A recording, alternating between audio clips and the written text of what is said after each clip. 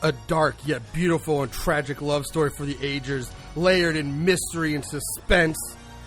Oh, wait, never mind. This is the horrible adaptation that barely resembles the source material.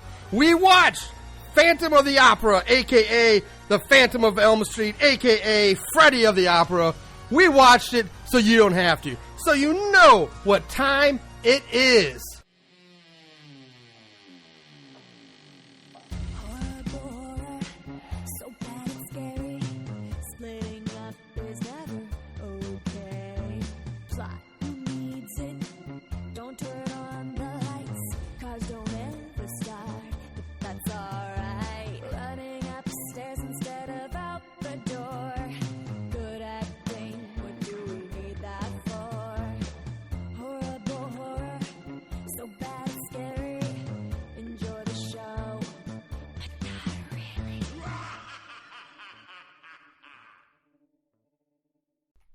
What's up, Moongoons? Welcome to Horrible Horror, the podcast where we watch the worst of the worst in horror movies. Movies so bad they're scary. I'm your host, Lord Jedi Marshall Hampton.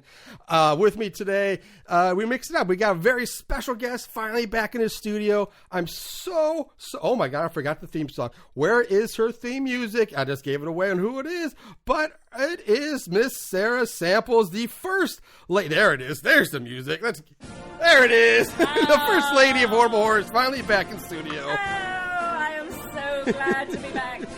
Turn the music down a little bit. There we go.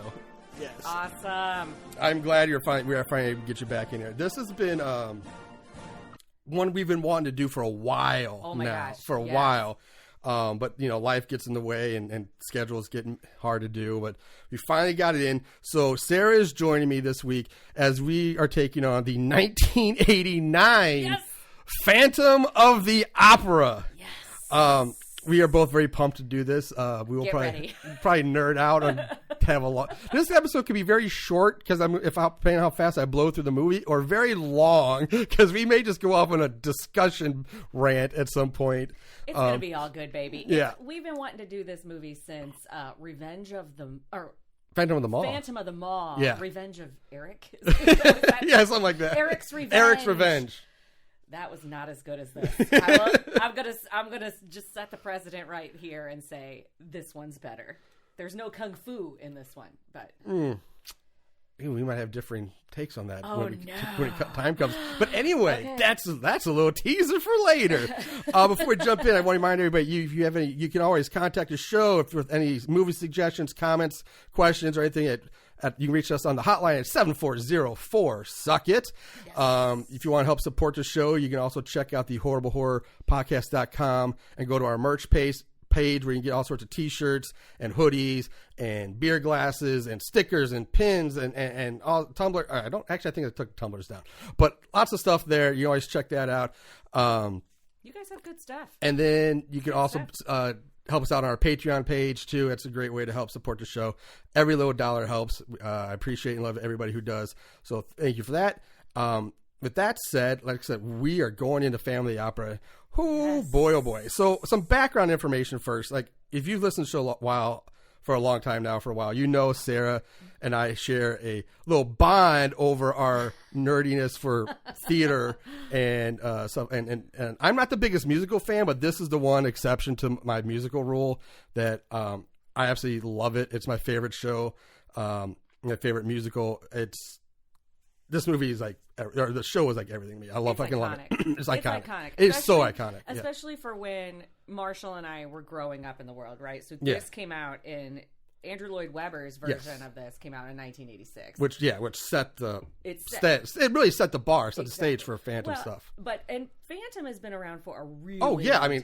Exhibit A, I have the Lon Chaney Phantom picture on my wall over there. I mean, from like the 20s or 30s or something like that. I even wrote it down, dude. It was 1925. Yeah. And it was a silent film. Yes, it was. Which is so weird to have an opera. I guess it's an opera, but it's a silent film. But yeah, I remember watching it, and it's... But this movie is set in an opera, and I think it really lends itself to that musical quality. I think the music is important because it's an artistic movie. It's an artistic book. And it was dark as hell. Yeah. Yes. there's been so many adaptations and versions of this throughout the years. Yeah. It's based off of the Gaston Leroux novel, which I don't know how many people actually realize that the Story Family Hour was actually a book way back when, and not just the Andrew Lloyd Webber musical, but it was actually based off a book by Gaston Leroux, which is it's one of my prized possessions I was given a long time ago. My mom got it for me as a Christmas gift. Fucking love the book. It's not in print. It's hard to find. It's very hard to find. It was hard, yeah. That's why it's like so dear to me, because like you can't go into like a Barnes and Noble and just buy it off the shelf anymore. They're very hard to find. Marshall let me borrow it, and I was like afraid the whole time. I was very careful with it, but it was a great book. It's a great book. I have seen and read, growing up in the 80s, so many adaptations of The Phantom. Yeah. Movies and TV shows and spin-offs. But I did not ever know the actual darkness that this story is, and the book is so good. The book. As much as I love Andrew Lloyd Webber's thing, the book is the best. It's I know, yeah. Like, you watch all the movies or the Broadway show, and they're great, but then you read the book, like holy shit, it's almost like night and day difference. Like there's horror. It's horror. I mean, the Phantom in that is.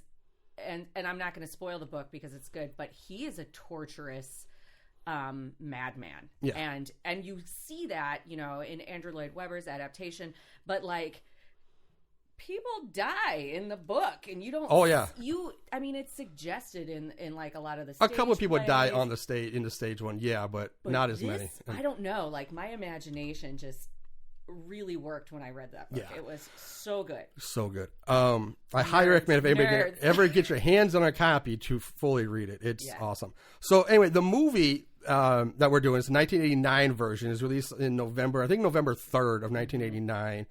Written by Gary O'Hara, Duke Sandifer, and of course based on the Gaston Leroux novel. Directed by Dwight H. Little. Now, Dwight H. Little has 50 directing credits, lots of TV shows, including Bones, Dusk Till Dawn, the TV series, Agents of S.H.I.E.L.D., Arrow, 24, X-Files, and he did some episodes of Freddy's Nightmares, ironically enough.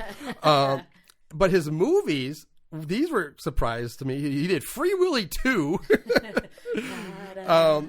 Was that in the first one? I don't know.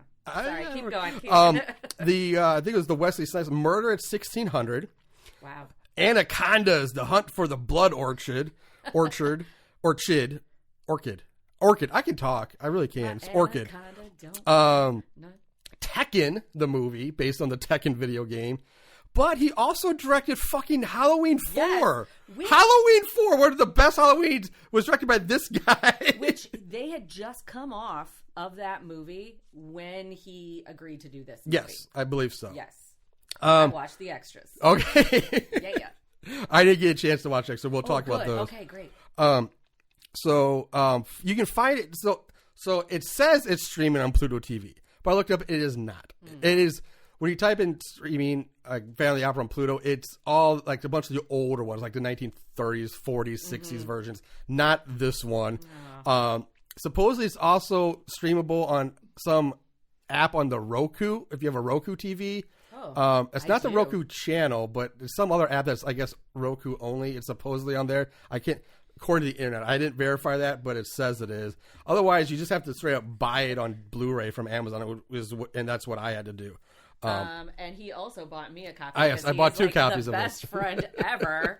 And then you can watch the extras, which are really interesting, actually. So the cast, we're not going to talk about a whole lot because there's really not a whole lot to talk about. But our main character, Christine, talk more about the rest of her name later.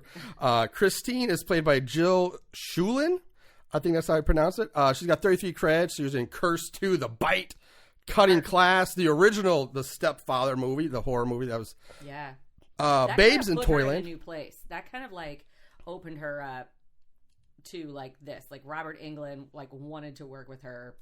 Because of that. Oh, really? Was that on the extras too? Fun fact. The more you know. Babes in Toyland, Popcorn, the horror movie, and then When a Stranger Calls Back, were some of her better known credits. Then we have, as I call New York Meg, played by Molly Shannon. That's right, the Molly Shannon. This was her cinematic debut appearance. This was her first movie role ever. And then we have Eric Dessler, a.k.a. the Phantom, played by none other than Robert Englund himself. I think we already know how Marshall is trending. I think we'll see how I feel when this is all over. He used the term "ugh." He said "ugh" when he introduced him. All right, so before we start the movie, let's just kick this off right. Yeah. There we go. I already opened mine. I know you did. I'm sorry. I got too excited. No apologies here. Need it. All right, so the movie. We open in modern day for 1989 New York. And yes, I love that it's 1989. I love that all the movies you put me on are like 19. So thank you. Yeah.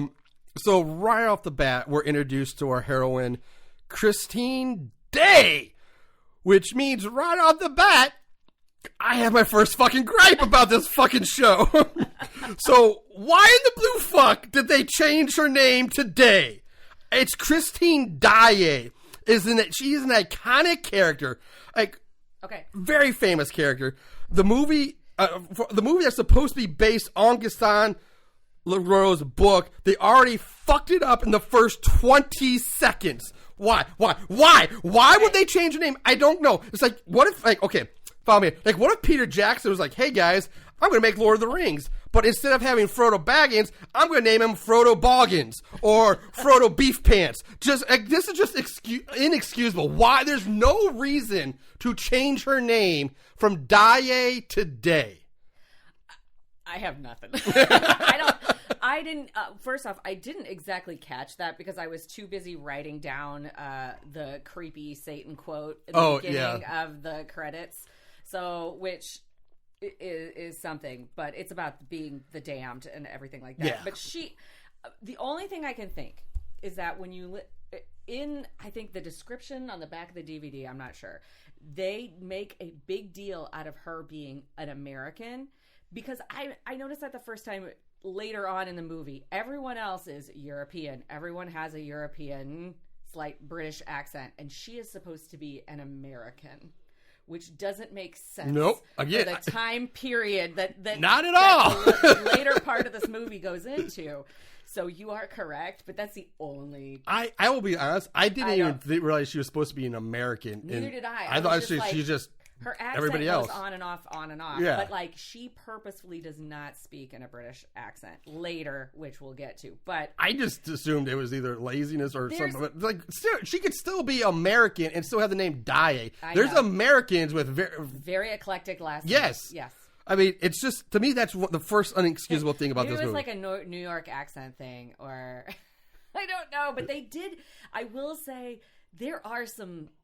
There is shit like that within this movie. That's I'm sure you picked it up. I will say, just from the get-go, when I watched it the first time, I was kind of very caught up on shit like that. And then after watching it the next couple times, which I had to do for this movie, maybe it was my level of inebriation, but I don't know. It didn't bother me. The more times I watched it, the less that bothered me. Fair enough. Maybe I just got desensitized. All right. So anyway, Christine is in Christine Daae. Ballet. She's in this big ass music library or something, or just a library. It looks like the Ghostbusters stacks, the bottom of the Ghostbusters stacks. This library, searching through all sorts of old and forgotten musical pieces, looking for just the right one to use for her big audition. Did you notice the lighting down there? It was 1982 blue light. Oh, was it? Oh. Okay, sorry. Uh-oh. My finger got a little itchy there for the blue. Nope, we'll hold off on that one. So, and this is where we meet. She meets up with her pal, Molly Shannon, or like I say, a.k.a. New York Meg, who has found a long-lost opera called Don Juan Triumphant. And for those of you who are in the know, you know DJT was the Phantom's big masterpiece in the book and the other stories. So, CD, as I call her, Christine Day. Just call her Chris. I just call her CD from here on out. CD wants to know more about the composer Eric Dessler, So we get this brief history lesson from New York Mag about the mysterious Eric Dessler, who was a genius composer, but also suspected of being a psychopathic serial killer who was obsessed with a young opera singer who went missing on the day of Dessler's death. He will live forever in infamy. Yeah. And so I kind of hate this scene for one reason here, because now granted, most people know the story of Family Opera going into this, probably. But maybe not, because this, Andrew Lloyd Webber's Broadway was... It doesn't touch on this. It doesn't touch on this at all. Part, but I'm just saying, but it's coming up, so people started hearing it, but it hasn't probably reached worldwide phenomenon status yet. But anyway, so it's like, so if you don't know the basic story of the Phantom, or who didn't know, like, who just wanted to see this horror movie, like, I'll go see that movie.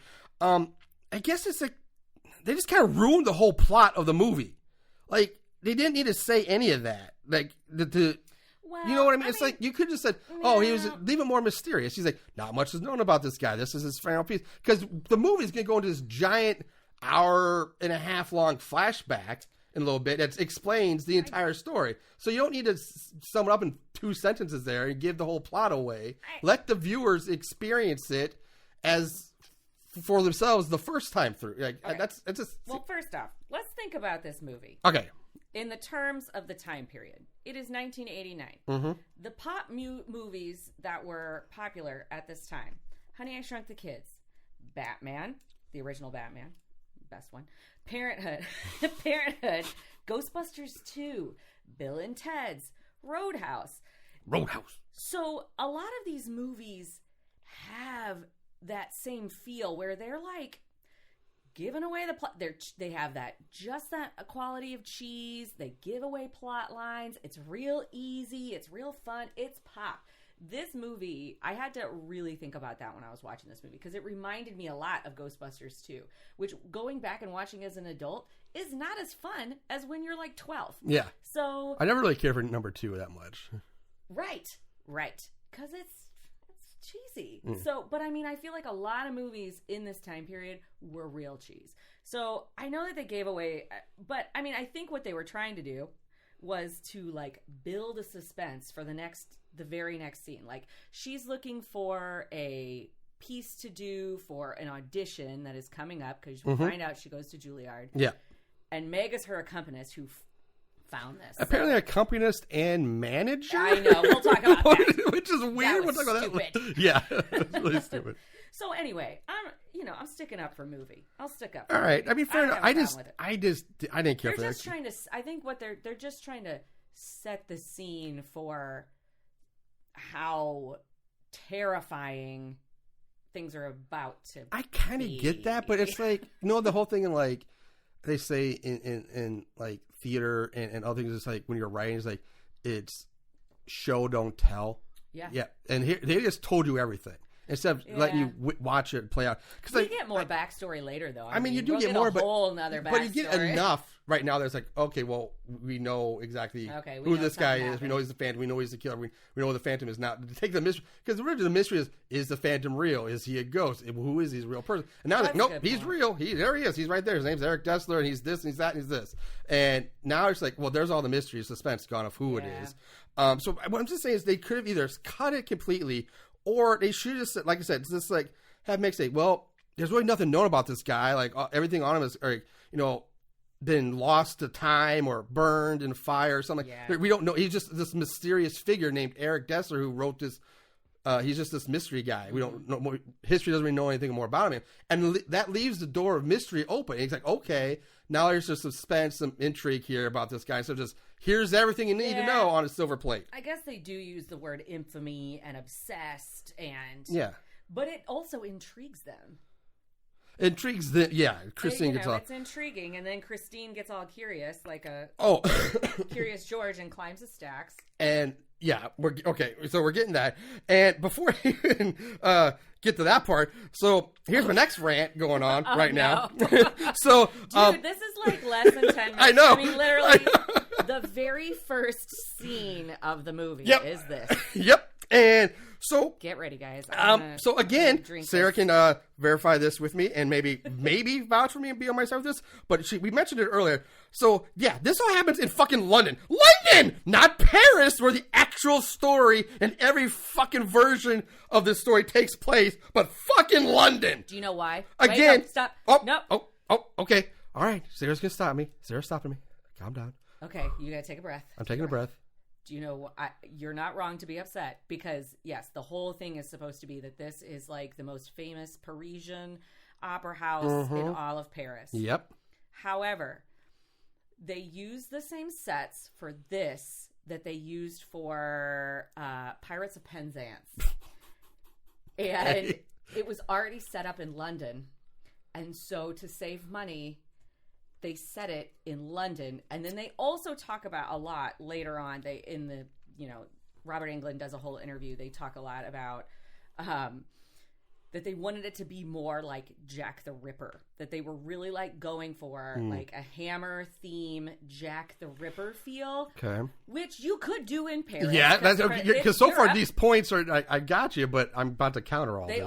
They also filmed a lot of this in Budapest. Yeah, that's where I'm going to go with this. So, just because they had it set up in London doesn't mean it had to take place in London. Because I'm pretty sure, Star Trek, which was filmed in like the Red Rocks in California, takes place on space planets somewhere. They was like, we can't really go to space, so Star Trek is now California desert trek. Like, it doesn't make sense. Like, just because it's in London doesn't mean you have to make it take place you can say it's somewhere else. People do that all the time in movies. It's called movie magic. That's true. So just say it's Paris and film it in London. I think they really wanted to make it, because they mentioned in the interviews a lot about Jack the Ripper, about this London feel, about this whole thing. Either way, do they mention this? Because all I remember, when they're talking about him, I don't even remember this part there. Like, that they literally say, back in London. I don't remember that at all. No. No, I think, like, New York Meg may have said something about London. Okay. But, again, I think some of those excuses could just be excuses they made up to explain them. Like, well, we didn't film, well, why? We wanted to feel like Jack the Ripper. Like, I think some of the things came off this... skin up their ass off the last moment. Just I don't know, but that's another one. It's like my whole thing was like, okay, well, it doesn't matter. I had a joke here, but it doesn't matter anymore. Oh man! So it's like so I don't understand why they changed it. Fucking, there's no good reason to change it. And then I said, hey Sarah, I'm going to remake The Italian Job. Only instead of Italy, we're going to set it in Helsinki, but I'm still going to call it The Italian Job. It's basically the same fucking thing. Like, I don't know, bad joke. They took a lot of liberties. They took a lot of liberties. So much. We should move on. We will. Meg mentions it's almost midnight and they need to leave. So CD tells her to go get her things while she finishes looking for the rest of the DJT composition, which she finds high up on top of the shelf, which is safety hazard all over the place. Because she's like, I don't know where the rest of the score is. I found this squished between two books. And so Meg's just like, I'm just going to climb to the top of these stacks. CD, yeah, Christine. Yeah. What did I say? Meg? You said Meg. Oh, sorry. Yeah, but yeah, Christine just climbs up to the top of this ladder and instantly finds this lost manuscript, super rare, ultra. It came to her. It was calling her, and then she opens. Oh, yeah, let's get to that. Okay, so, I had a rant about the library too, but I'm gonna skip that one. God. Let's keep it going. So the other books, so she opens the book. CD opens Don Juan Triumphant, and the first thing you notice are these full score sheet music, and there's burn marks on the pages, and she starts singing the lyrics.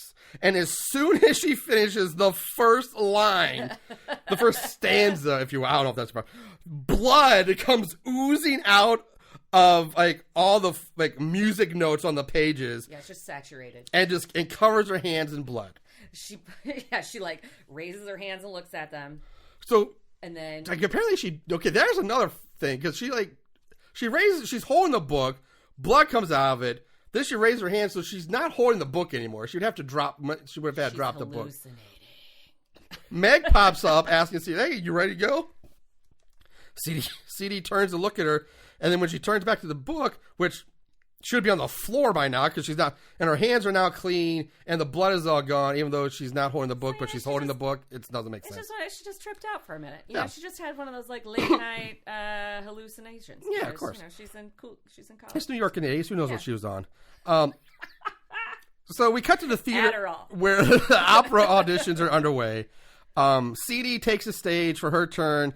New York Meg accompanies her on the piano. Can I just say that I would have been murdered if I would have shown up. She's a Juilliard student. Yep. I would have been murdered if I showed up to a classical audition wearing a tight little booty skirt and some knee-high boots. She wears a lot of like black pantyhose. I really like that look, ladies. But you cannot show up to a serious audition looking like that. They wouldn't even listen to you. I'm just saying. That was my rant. I was like, no way in hell would this happen. No, good point. That's a perspective to see. That's why I love Sarah's perspective, the female perspective on the show. I would have picked up on that. But well, as a classical person, if you there's no way. She's like, I'm a Juilliard student. I was like, bullshit. Unbelievable.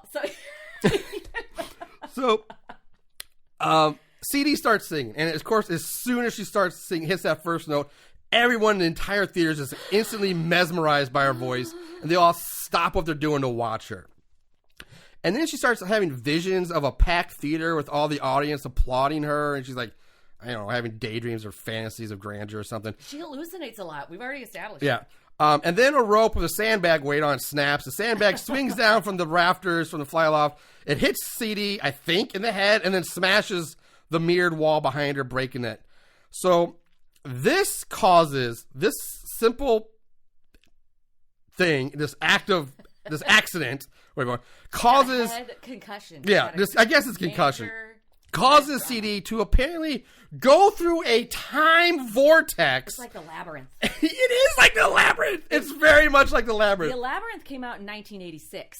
Oh, they ripped off the Labyrinth. I feel really. As soon as I saw it, so it's like it's like some flying in midair, and her arms are flailing, and there's glass. She's falling backwards through time to the 1800s. To a new world. Yeah, and as she's falling, just visions of like a white horse pulling a carriage, mirrors breaking, and this voice. It's like David Bowie, I guess, the Goblin King saying, Christine, come back to me. The power of the babe. So, a story with Robert Englund in it where somebody lives in a horror dreamlike state. Big stretch. That's really. It's like, is this Nightmare 5? So now we're at the theater in ye old London. Oh, Europe. And CD wakes up on stage, surrounded by the cast and crew members. She's woken up by ye old London Meg, who is not played by Molly Shannon, which I thought that was a weird decision. Why not just have them be the same person? I thought that was weird, It's too. so weird. Like, maybe because London Meg had a London accent. Yeah. They did say, when they auditioned people for this movie, they did the auditions in London. So a lot of the actors some of the London actors are actually very well known and went on to do some really great things like Love Actually and things like that. But maybe she was just like the best London. Well, I know the guy. I think it's the guy who plays the theater owner, Bill Nye. Nye. I know he went on to. He's in Aaron's favorites. He's in Shaun of the Dead. Yeah. So I know that, but otherwise I don't really recognize. I don't really know the other. He's probably one of the best well known. He's just one of the most well known, I think. It's too bad he had such a small. I wish he had a bigger part in this one because he was actually pretty good acting wise.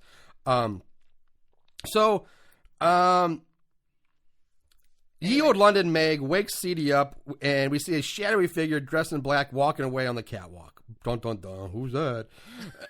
As the rehearsals begins again, the camera pans all the way down from the stage down to the pit to the understorage area, all the way down to the catacombs and sewers beneath the theater, where we get our first look at the Phantom, or I should say Freddy Krueger, Yep. as he sews pieces of human flesh to his face. Oh, man. It is really, it's very Silence of the Lambs, even though that came out after this. But it's like, it's a very close up for a long period of time. I feel they linger on this one. They linger on it. Sewing. He's like using like a curved hook. Yeah, needle, like a large fish hook type thing. Large needle to like sew. Suture needle, I guess, would be the type. Yeah. That's pretty. Yeah. So that's pretty close. And again, I guess they're trying to, they're trying to change things or make it more horror-esque. Yes. But I mean, like, really, we're sewing skin on our face now? Like, just wear the mask. Like, where's the iconic mask? They wanted to, and again, I'm going to debunk things just because of what the director said. They really wanted to, and actually, it was Robert Englund who was very highly influential in this decision. But they wanted to use the skin as the mask. So the story here is a little bit different. It's more like Faust, which we'll talk about later, where he's selling his soul. So he's been disfigured. He wasn't like, didn't have an accident or was born disfigured, which a lot of the other Phantom of the Operas, he's born. That's their He's story. just born, he's born like a freak, right? But here he's been like damned by Satan. Yeah. And so they were trying to make it more like, they were basically just trying to make it gory. They were trying to use practical effect to really make it nasty. And so I think their choice for the skin. But we also see like he takes off like a prosthetic. So you get the idea that like his ear isn't real. His nose isn't real. Well, the nose, I know we see that much. Later? That's at the end. We get a lot of scenes of this. Yeah. We get a lot. He's re-sewing things a lot. So that skin doesn't last. No. So we cut back to stage crew working up in the fly loft catwalks. Also, really quickly, he covers his face in like a makeup after he sews it. And so he's very beautiful-ish. But I was just like, where's he getting all that makeup? I don't know. I was trying to think like, is he just like... Where's he get those wonderful like Amazon? Like, I need some more stage makeup. I don't know. Is he stealing it? Doesn't matter. So two of the three workers, they leaving this one guy, Joseph, alone. Phantom Freddy drops down behind like fucking Batman, and the two of them talk for a bit. And Phantom Freddy accuses Joseph of blaming him for the sandbag accident. Joseph's like, ghost. They're like saying, "Oh, it was the ghost. It wasn't my fault. Yeah. It was the ghost." Yeah. And Joseph's like, tells Joseph that he's oh, I'm sorry. Yeah. And Phantom Freddy's like, yeah, I don't approve of that. I don't like that. That wasn't me. And then he tells Joseph that he's suspended. And with that, Phantom Freddy kicks Joseph in the chest, sending him over the railing. A rope wraps around his ankle, which as he falls, which keeps him from plummeting all the way down to the stage floor and dying. Phantom Freddy raises the rope back up, pulls out a knife, and guts Joseph as he gets pulled up and past Freddy. As he raises up past Freddy, he just sticks it in and he gets gutted. And that's it. Joseph's dead. And now we have a fucking one-line spitting phantom now. This basically Freddy Krueger spouting one-liners.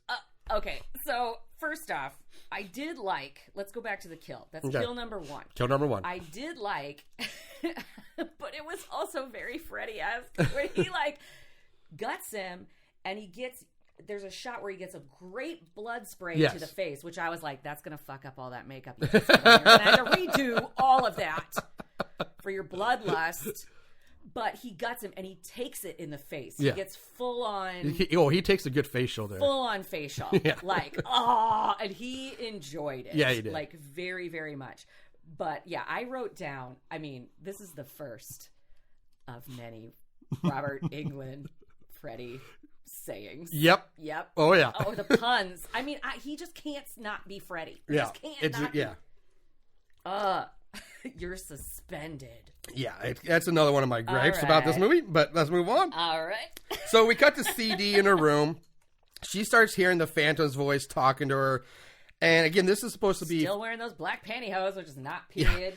So for those who are familiar with the Andrew Lloyd Webber show, this is basically supposed to be the classical Angel of Music scene where he's in the mirror, he's talking to her in her dressing room.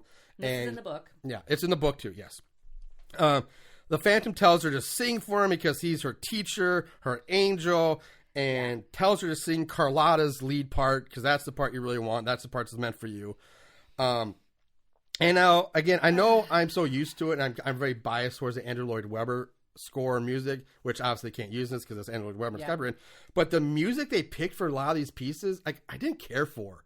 Okay. I really didn't care for. Like, it's just some actual Faust music. No. Maybe I was like, just whatever they were using here, I didn't care for it. So, the music that she's singing is actually From an aria from Faust. Yeah. That is the one that she sings that is Carlotta's is actual Faust. Actual aria. I've never watched. No, I can't say it. It's German. Goethe's Faust, which is the opera that they're putting on. I'm familiar with the story of Faust, but I've never seen the opera of it. I don't know from music, but I didn't care for the music. That's also Faust is actually a German novel, and it has been rewritten and then also performed numerous times. There's so many Faustian-based themed movies and plots all throughout everything. It's so that is a real piece of music. Yeah, okay. But I will say that the lip syncing in this scene is probably the worst. Yes, it's terrible. I mean, it's obvious that she is lip syncing to which, thank God, that's fine. Like, to have an actual soprano like sing the parts, or else it would have been horrendous to watch, I think.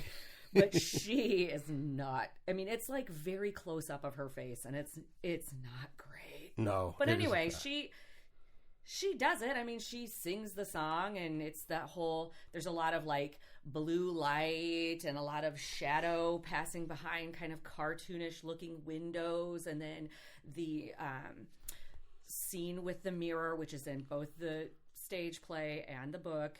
But very little in this movie, though. Like, they don't do a whole lot with No, that was it. The mirror. Like, that's the only scene where we really see. And honestly, there's times I'm like, is that supposed to be the mirror? Because it looks like you're just looking at it through a window. Because it doesn't really look like it's the mirror. Right. So she tells her, and Phantom's like, hey, okay, you're ready for tonight. You're good. You're good to go. Don't worry. I don't remember what he says, but he basically alludes to the fact that something is going to befall the soprano. So we cut to Carlotta taking a bubble bath in her dressing room. Talking to the theater's owner, who's trying to get her to sign her new contract, and she's being the bitchy super diva that Carlotta is.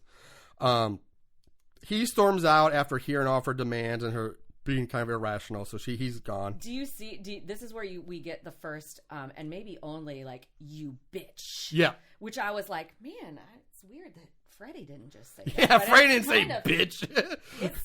I was like, how You're many suspended, more times? bitch. I wrote first, you bitch, because I was expecting a lot more from that. From Freddy. Yeah, I mean, it would make sense. Yeah, that's a good bitch. She gets out of the tub, goes to her wardrobe, and slips on a pool of blood.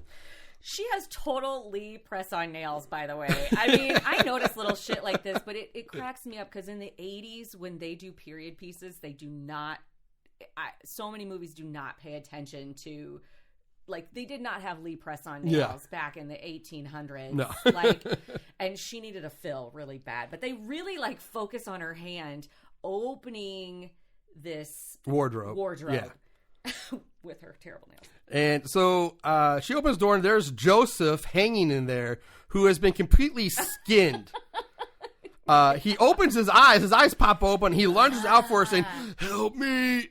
He rips off her towel. Sadly, no tits or ass were seen. I know. Like, really? You're going to rip off towel? We're not going to get... Okay, lame. We're not going to get anything. And then Carlotta just cowers in the corner screaming, and that's the scene. Since you brought this up right here, do we ever really see tits and ass in any Freddy movies, in any Nightmare movies? Ooh. Listeners, help us out. I've seen them all. Yeah, you're right. I don't know if there are a whole lot of tits and ass. The second one is all about... There's a lot of man ass in the second one. Ass, but yeah, there might not be a whole lot of nudity in the Freddy and Nightmare movies. I know you don't see Nancy's tits. Yeah. Anyway, I'm drawing a blank, but it's been like, So, how is that guy still alive, by the way? Is that Joseph? Yeah, that's Joseph. Okay, so he got gutted and then skinned. He should be dead. 100% dead. What just happened? Yeah. Yeah, that's another one of my problems with this movie. That guy, there's no way he'd be alive. He gets gutted from, like, sternum to, like, navel when he's being pulled up the rope. Blood gushes everywhere. And then he gets skinned? And you're telling me somehow he's still alive? What? No way is that going to possibly happen. Again, that's so Nightmare on Elm Street. That's so, like, I'm in a dream and, like, somebody's dead but alive. Like, yeah. like, no. So but either way, she falls down and starts screaming. Yeah, she's screaming. And then she loses her voice. No, she doesn't even lose her voice. She doesn't feel well was the excuse I think that the inspector and the manager says. She's sick, she doesn't feel well, so she can't perform tonight. She won't perform, she won't go on. So the show's about to start, and it's announced here that Carlotta will not be performing tonight, and that CD will take her place. Several people in the audience just get up and they leave automatically hearing that. Backstage, the cops show up to investigate the crime scene. Oh, these guys. The lead inspector says this is a work of an artiste. An artiste. Meanwhile, out in the house, Phantom Freddy takes his seat in his private box. The show that is being performed is like we talked about, it's the famous Faust play opera. This triggers a flashback in Phantom Freddy's mind. So now we go to some pub or tavern where Eric Dessler is playing a piano, and coming down the stairs with a girl on each arm is a very well-groomed midget. And I'm sorry, I laughed when I saw this for the first time. I'm like, wait, what? Okay, all right, sure. Let's make an agent of Satan a midget. Yeah. Spoilers. Tyrion, I don't know. I believed it. I guess maybe back then they probably thought midgets were devil people or something. Probably. Way to go, 1980s. Yeah, I was also talking about the 1800s, but yeah. Way to go, 1800s. The midget tells Eric that he plays wonderfully and asks whose music he's playing. There's a lot of discrimination in the 80s. Okay, listen. Eric tells him it's his, and the midget then asks what Eric would do to have his music live on forever. Would he sell his soul to the devil? He literally says that. Would you sell your soul to the devil? Mm-hmm. And Eric's like, yep. Totally. Now, doesn't even hesitate. Doesn't blink eyes. Yep. He's like, yeah, okay. So the midget says, then, that is what the world will love you for, but that's all it will love you for. He then reaches out a tiny little hand and cups it over Eric's mouth, like he's trying to shush him. And then we hear like this singeing sound, followed by smoke rising up. And when the midget removes his hand, Eric's face is now pretty much, like just Freddy Krueger's face. Right. It's just Freddy Krueger's face. Very dreamlike. It's very reminiscent of a dream. Yes. We jump back to the Faust opera where CD makes her big debut. Phantom Freddy looks like he's about to bust a nut in his pants when she starts singing. Yeah. Like he is like about to... He's obsessed. Yeah. Speaking of nuts, this is where I was like, can we talk about his chin for a second? Oh my God. Because goddamn, it looks like he's got two square nuts hanging off his chin. He is Dudley Do-Right-It Up. Yeah. That motherfucker. It is so... like protruding and angular with like the little chin line going. It looks like like nuts or like a butt crack on his face. Again, it's so bad. So the practical effects guy and Robert Englund worked really, really hard together on this look, and they purposefully did this to make him look.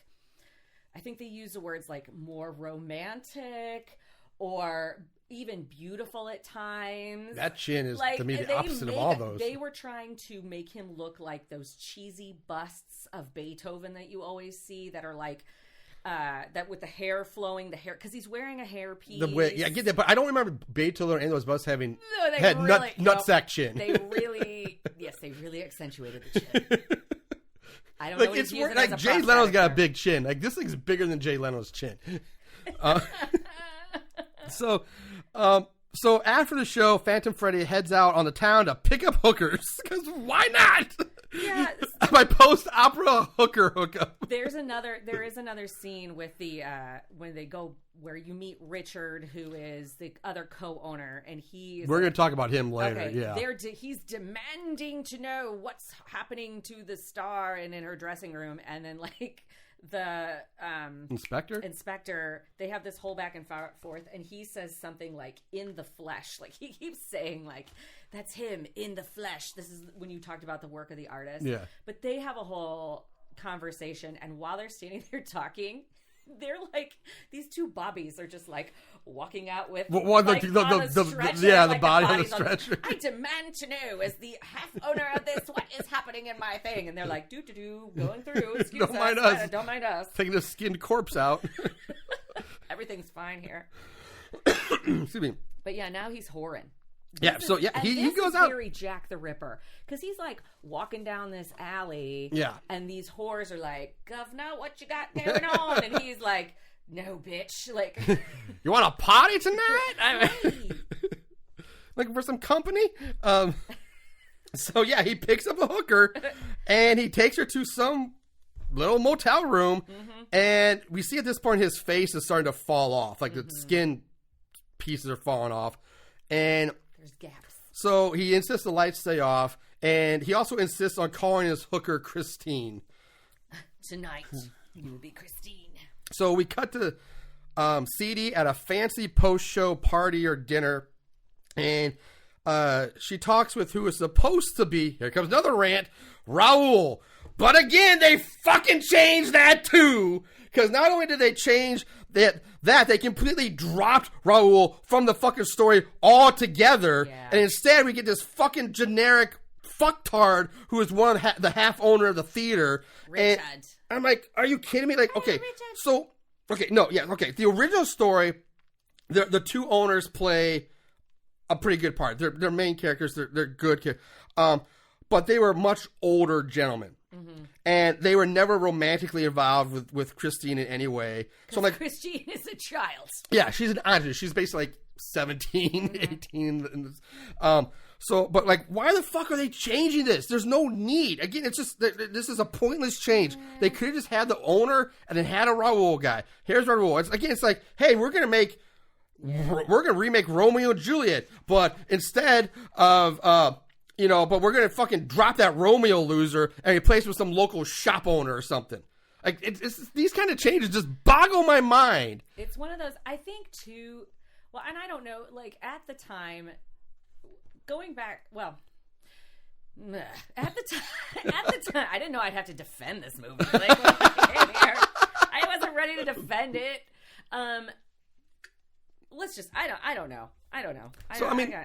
I get, like, in Andrew Lloyd Webber's and a lot of the other movies and stage shows, like, they drop Raul's brother, who is in the book, who is a big part of the book. He is a big part of the book. I understand dropping him from all the other stuff, but Raul is like, how can you drop Raul? It's like Christine and Raul. That's like the Romeo and Juliet. It's part of like the love triangle. That's the whole. Well, because they were childhood friends, and he sees her at the opera, and yes, that's how they reconnect. Their this guy here, it's just like, oh, I'm owning a theater, and all of a sudden, like, I'm just here. I know it's a change, but it's not like it's completely. I mean, again, I think it was just something that they chose to do. Maybe they decided to cut down on characters because they had to employ hundreds and hundreds of extras for those scenes. For some of the scenes that we see, like the full theater scene, maybe they're just like, we can't afford another A-star actor. I think personally for me, and I probably take the Phantom thing too, Larry, because it's such a, I guess, beloved thing that I have, the story. Yeah. But if they're going to make that change, then just make Richard. Raul, or Richard, whatever. But just make him Raul. Don't make him one of the owners. Just leave Bill Nye, or just make the one owner. Just have the one owner, and then this guy be Raul or Richard, who is a childhood friend. You're getting rid of a character, and then you're altering another character that's not there. Like, there's better ways to have gone about this and the way they did it. Richard definitely does not like the other owner either. He makes a lot of comments about kicking his ass. Yeah, why are these guys even in business together in the first place? They don't really like each other at all. I will say too, they had a lot of pressure. This was interesting that they decided to make this movie when the show was still actively on Broadway. Yes. Because the guy that composed all the music, he purposefully did not listen to any of the score. I doubt that.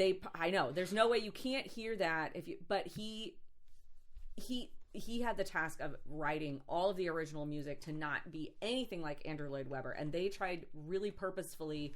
Because maybe I'm completely wrong. They tried really hard to only focus on the book and not what people were ingesting as far as the Andrew Lloyd Webber. If you're saying they read the book, I don't think they read the book for this at all. They did. The director was an incredible fan of the book, and the screenwriter had never read the book, and he comments that he read it and really loved it, and took it from there. Okay, so that blows my mind, because I was going to say, I don't think they even read the book after watching this movie. No, they definitely were trying to focus more on the original book, because at the same time, Andrew Lloyd Webber, it was a phenomenon. Yeah. Right? People were freaking out about it. They love it. So they were trying to purposefully put out a different product from that. That's all I can say. I think maybe they did an overcorrection then at some point. Yeah. So... Anyway, he's in a bar composing, which I want to say is... wait, we're not even there yet, but yeah. We're not there yet? No. CD tells this jabroni Richard that about her angel... her angel music teacher that her dead father sent to her. And she sounds crazy at this point. She literally sounds like she's insane. But she's very impressionable in... Yes.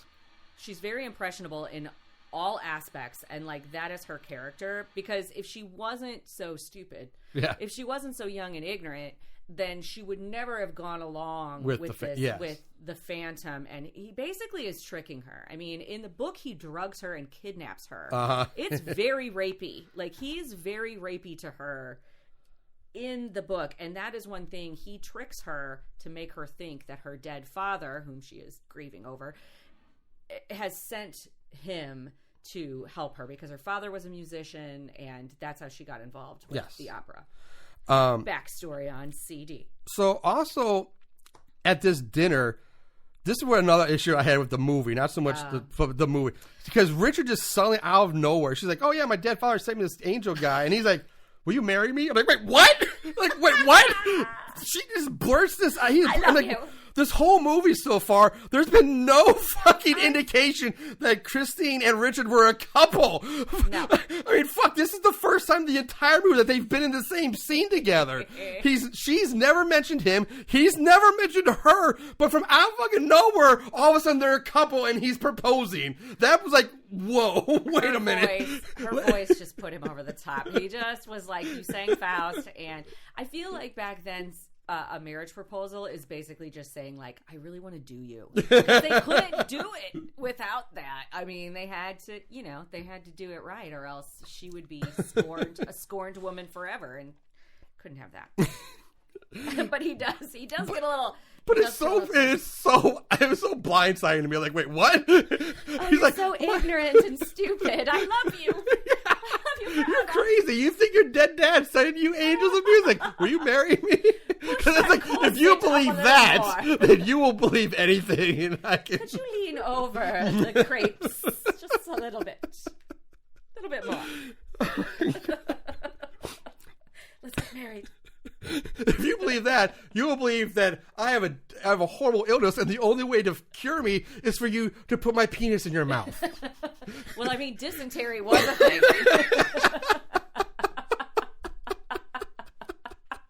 Isn't that how you cure dysentery? That's exactly how you do it. But that's what...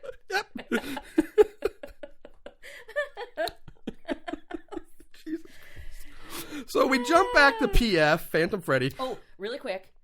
This is the same scene where the other owner is talking to the critic. Yeah, I think so. Yes. And that's coming up. But okay, yeah. Okay. I didn't know if we were going to get there. Okay. Oh yeah, that's happening here somewhere. Okay. It's definitely a scene. Yeah. Okay.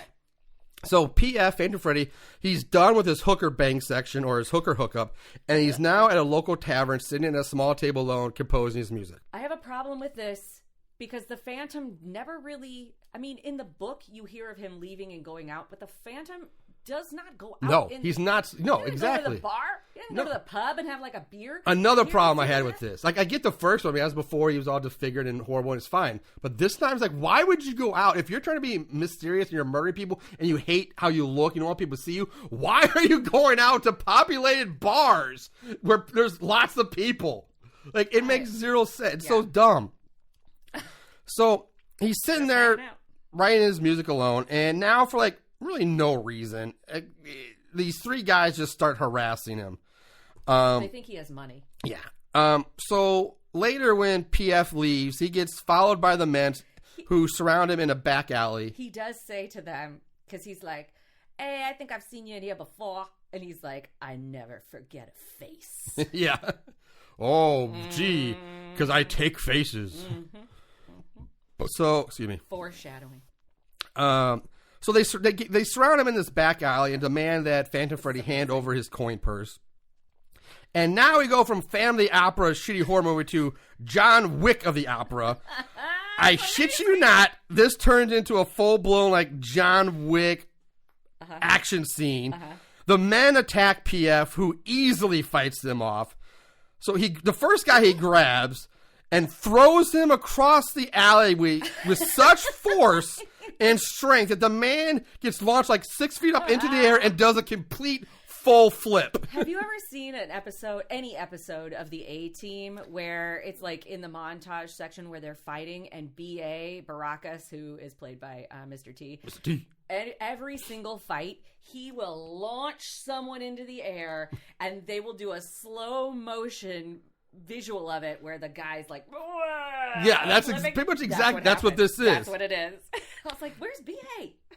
So, then PF pulls out a fucking Indiana Jones bullwhip. Oh.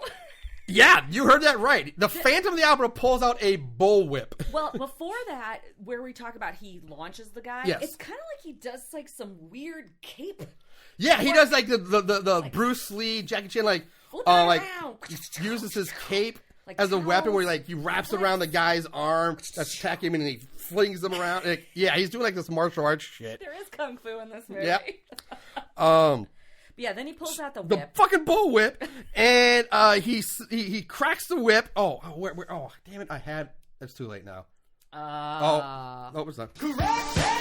There it is. He cracked the whip. Yeah. It wraps around guy one's neck, and he pulls him in closer.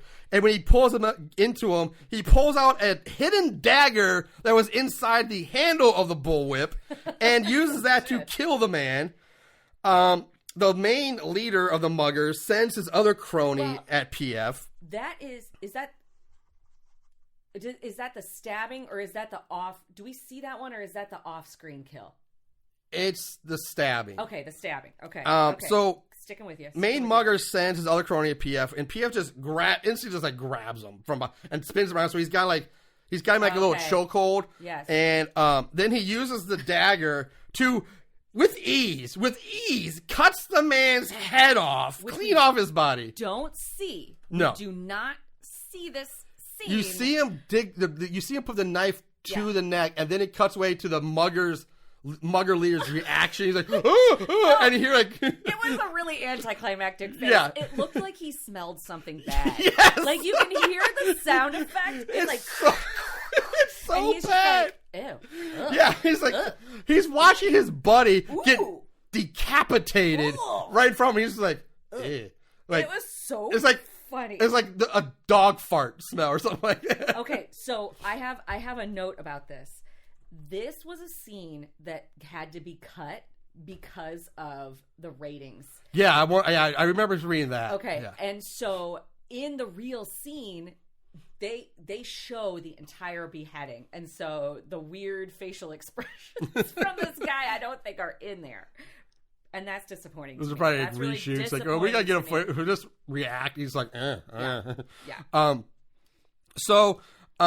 But he bowls the head. Yes, he then rolls the head over to the feet of the mugger leader. At this point, the leader screams, runs away, and now PF becomes like a magical teleporting Batman. He's everywhere. Who just keeps dropping down from the shadows every time the leader turns around in another direction. He drops down from the sky in the shadows. Like, I'm like, are you fucking kidding me? Come on. I'm Batman. It's exactly what it is. I'm the Phantom. Or Freddy. So PF grabs this man, lifts him up off the ground with one fucking hand. The man calls him something like, you're a hell demon or something like that. Whatever. You're a thing from hell. Yeah. And Phantom Freddy, it's Freddy, fires back with the one-liner zinger, and you're hell-bound, bitch! And then stabs the man in the stomach, killing him. That's it. His manuscript's blowing in the street. Man, he does, yeah. Yep. And then you see him, he puts gold coins on the guy's eyes. Yeah, for like the ferryman at the river Styx. Yeah, he leaves gold coins everywhere. Like, he's leaving gold coins in the seat at the opera box. But it's weird, but he doesn't do that with, like, he didn't do that with Joseph. He doesn't do it with other people. Joseph was still alive. So. He didn't do it with the other 2 people he killed in the alley. It's just this guy. Yep. He pays the hooker in gold coins, and that's like it. Mm-hmm. That's really it. So it doesn't really make sense. It's like they were trying to establish something and then forgot about it, and then they just never went back to it. But then they show him, he's like, has his knife, and it like alludes to the fact that he's going to cut off his face. Yeah. He holds up the knife, and he's like, okay, he's going to skin him now. Would have been cooler if they would have shown that. Yeah. But would have been cooler if he did, man. Indeed. The next morning, back at the theater boarding house, the all-girls house, ye old Meg comes running into CD's room with a copy of today's paper with the opera review in it. And, oh, by the way, CD likes to just lounge around in the mornings wearing black corsets and black thigh highs. Well, she drank a lot of wine the night before, so it looks like she fell asleep in her chair. And I can't say I haven't done that, so I felt her pain. I mean, whatever. Richard took her out on the town. I guess. Got to drink all the wine, and she's not used to that because she's young and dumb. Yeah, she cured him of his dysentery. She did. It was a rough night for everybody except for Richard. We did. I just want to say, we did gloss over the fact that we do see the hooker one more time, which I was very excited about because obviously she lived. We saw the gold coins, and she rolls over, and that's the get tip. A shadow boob. You get a shadow boob. Shadow. Yeah, you get shadow boob and like backlit nipple. Yeah, that's it. That's it. But I had to make note because I think that was the. That's only the one. only one. Yep, it's the only one. So they're reading the review. Yeah, reading the review, and it's a bad one. Bad. Yeah. So we cut now. But back in the restaurant, it's a whole thing because you see the review critic in the opera. They had a lot. Critics had a huge pull back then. Yes. Like, if the critic didn't like you, it could ruin everyone. So the owner, the other guy, the hoity guy, the owner and the critic are having dinner together at the same time that CD's They're basically in cahoots. Yeah, they're in cahoots because the other owner loves Carlotta. Yes, and that's the draw. Basically, like, you can't put out a good review about Christine. Yeah. And so you get the idea that they're in cahoots and he's getting paid off. So yeah, because he's all about if Carlotta loses a position or we'll lose money, people will stop coming because she's our star. Yes. So yeah, and so they lose. So he's trying to protect his investment. Yes.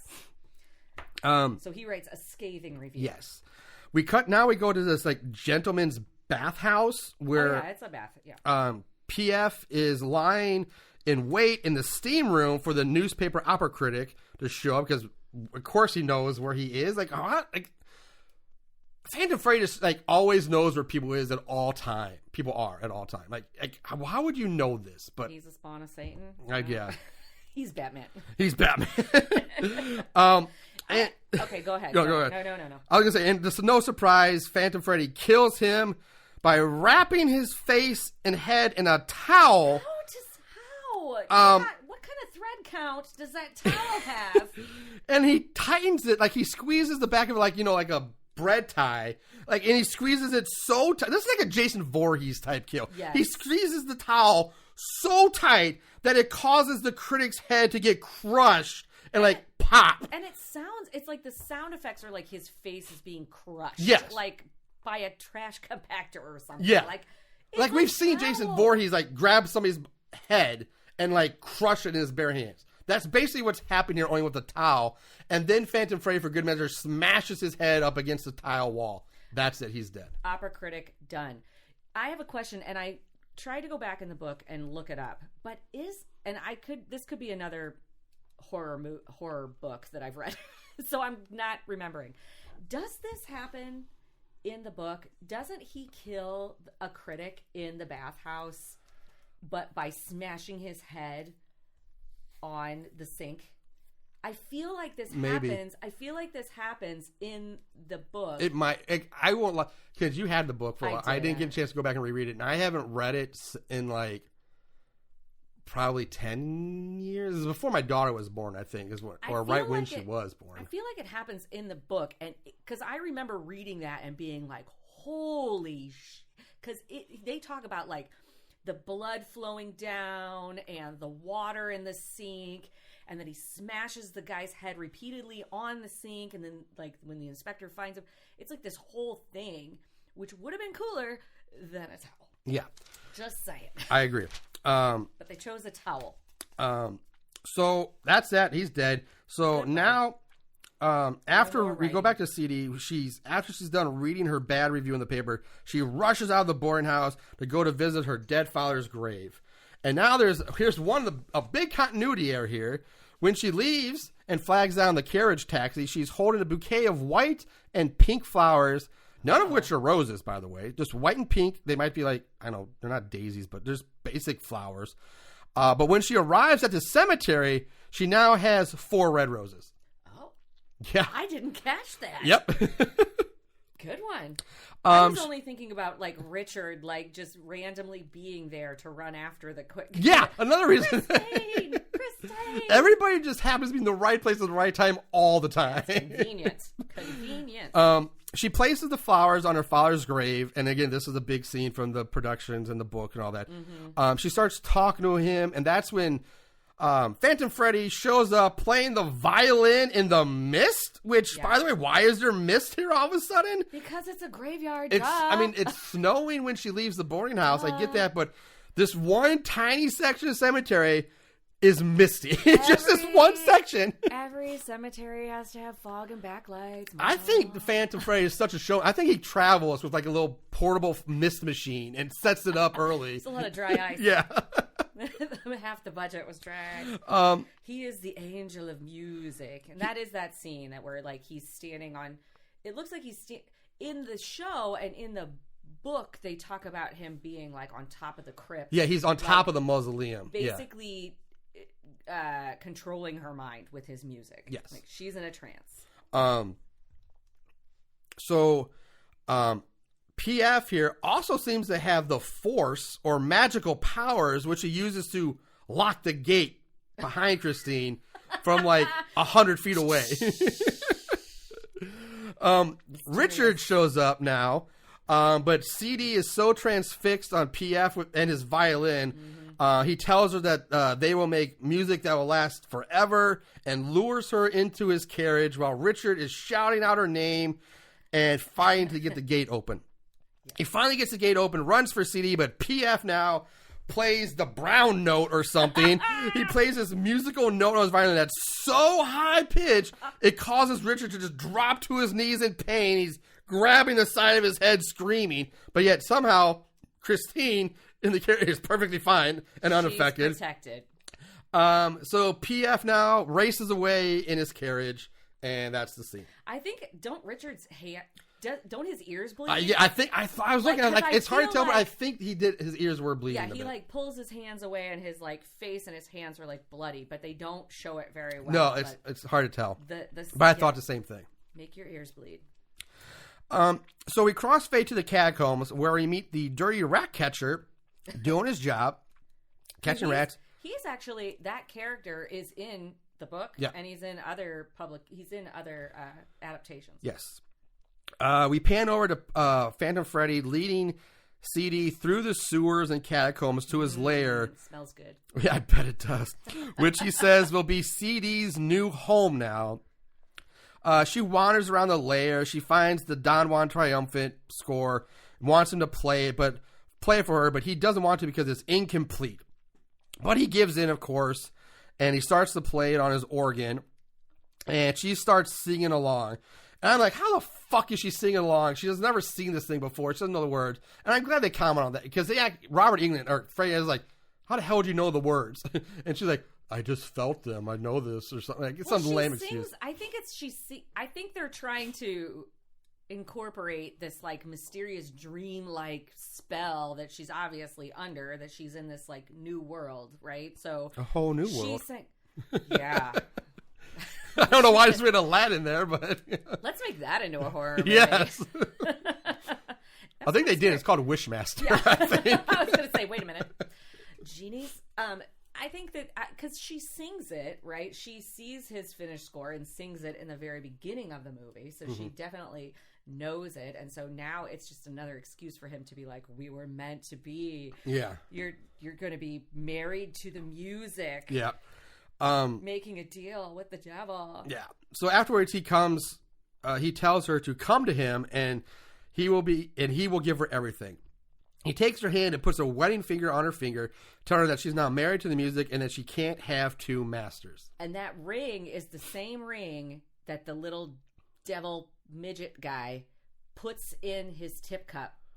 Oh, well, I missed that part. Yeah, so when they make the deal in the bar, then the little midget takes this little stubby ring off and like dips it. Well, no wonder she couldn't get off her finger. It was made for a midget. I know. Well, and then they make a point to show it like ting, ting, ting, ting, ting in the cup, like slow motion. I somehow missed that part. Yes, so that is the same ring, which is at least there's some connection there. He makes a comment like, we're going to be married forever. And he like leads her off. And I was like, wait a minute. Like, are they going to consummate right now? Yeah. It's like, so she's already like taking care of dysentery. And now like she's found herself like married to the music, which means like more penis.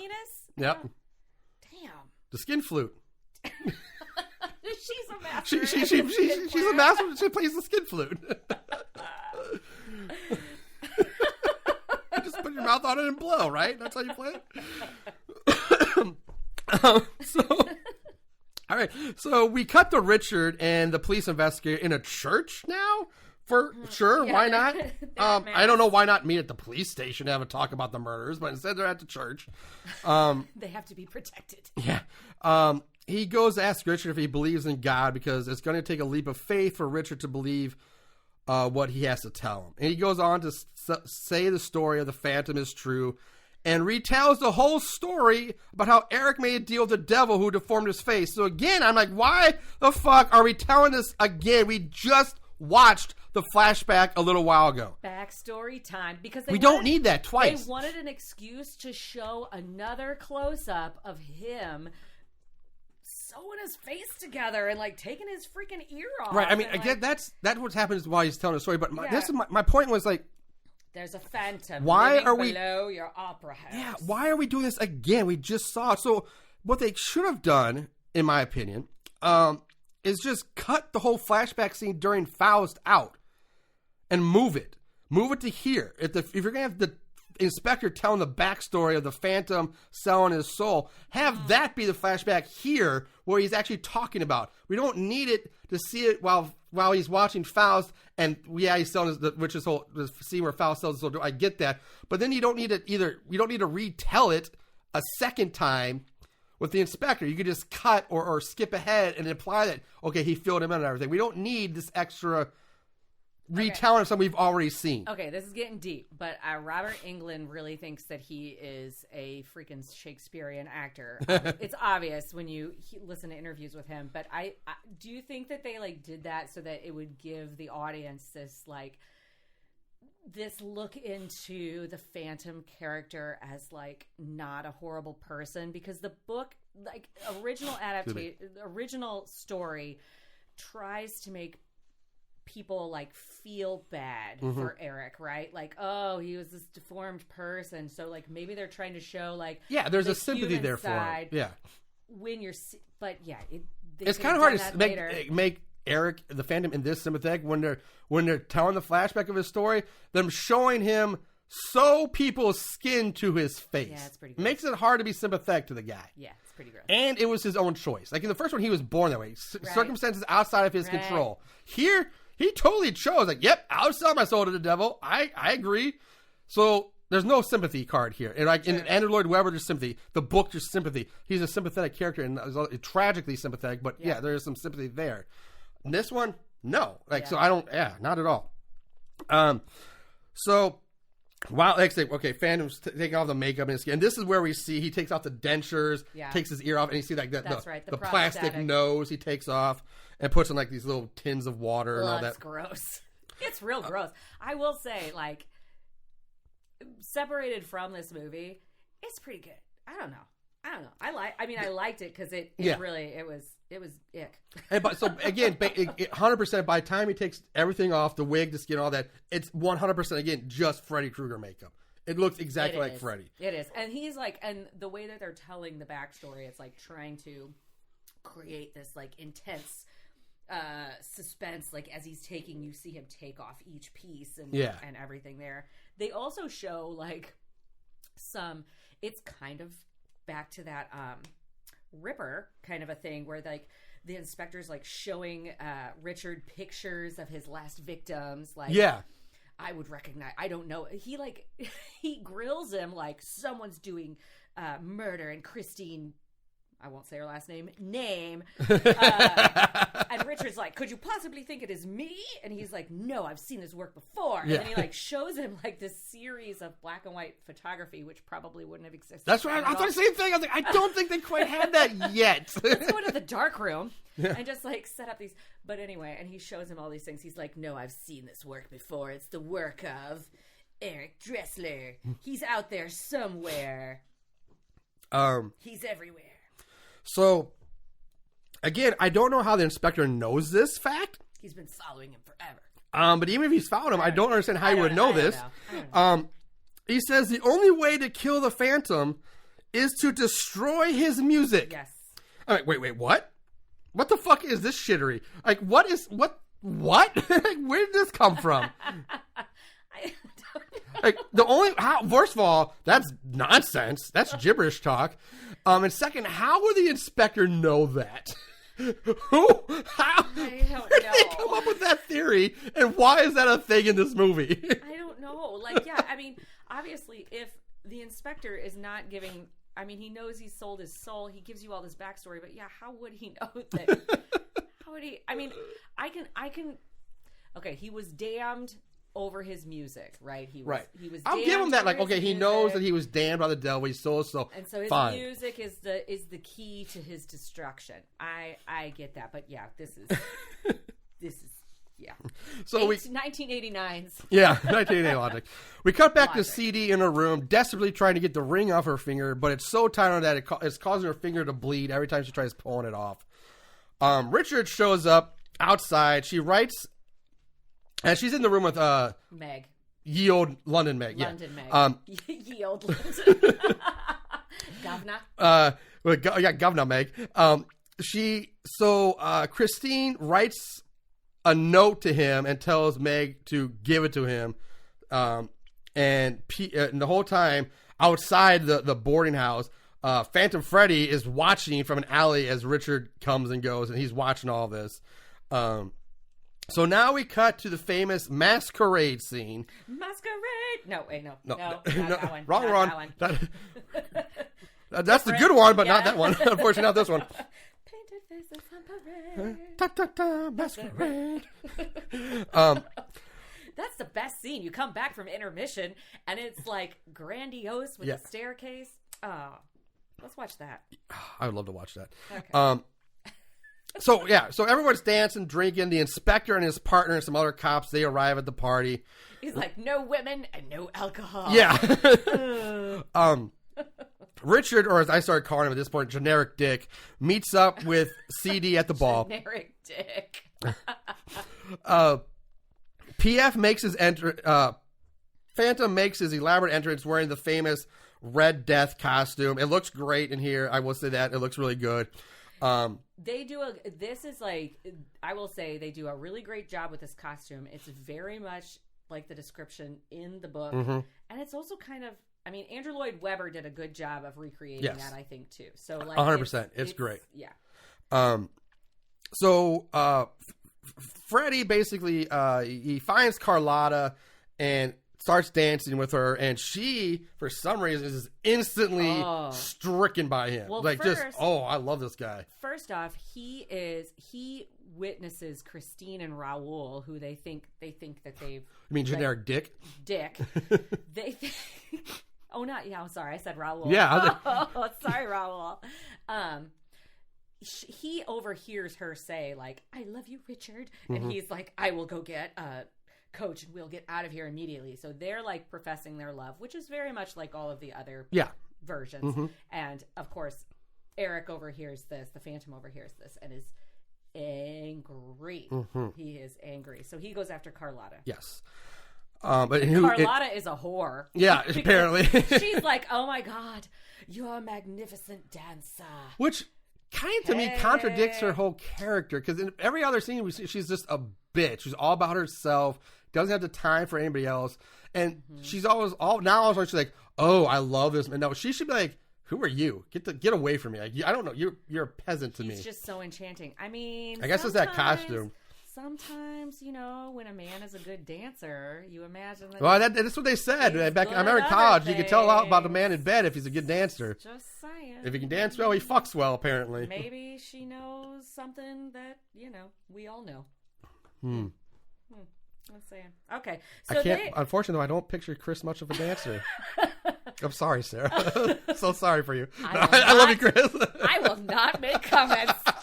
Personal. Let's get back to the story here. He's a good dancer. I'm just saying. Love you, Chris. So anyway, Carlotta's like, she's so strict about him. She's like, I must see that face behind the mask and blah, blah, blah. She's intrigued. So Phantom takes her away to like a hallway or like behind a corner or somewhere. Super romantic to fuck in a corner. Yeah, a corner, an alcove somewhere.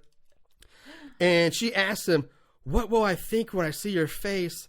To which he says, You'll just die, bitch. One. There's another one. And with that, he takes off his skull mask. She screams, but he covers her mouth.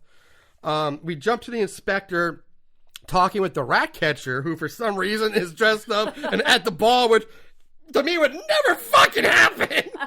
That rat catcher would not be allowed anywhere near that ball right now. He has a rat mask on, and he's himself, and he's just like at the buffet table, like filling his pockets. Like he's suddenly supposed to be the comic relief character or something. I think what? So. And why? This bothered me because, like, obviously the inspector can, pinpoint the riffraff at the party, right? But like, why would he think or know that the rat catcher would know anything that has to? 100% agree. He's hanging out, and then the rat catcher goes, "The one you're looking for is already come and gone," or like something like that. And I'm like, why would you give it up to the? Why would you do that? Like, why are you talking to the popo? Why are you doing that? Because then they have a whole conversation. Just because you're a rat catcher doesn't mean you have to be a rat. You dirty snitch. Well, maybe that's it. Maybe that's his persona. Maybe that's just it. But even later, he's like, I'll never tell. The Phantom pays me too well to talk. Like, but you just did talk, bitch. Yes. You just did. I'd never tell you, even though I kind of did. Yeah. I kind of tell you some more. And then the inspector's like, well, I'll pay more. And then he grabs him by the scruff, and then they like skedaddle. Yeah, they're out. So, he tells the inspector that the Phantom pays him. Oh, I just said that. But he's like, you're going to show us your Phantom's lair, and I'm going to make you show us. And so, meanwhile, one of the caterers, I guess, or the chefs, or somebody, I don't know, brings out this big old pot of the soup for tonight's soup. They bring out the dinner, so they wheel out all of the dinner, and they like start taking off the lids from the plates and everything. And this giant pot of soup. He's like, I like this part. Tonight's soup is blah blah blah blah blah.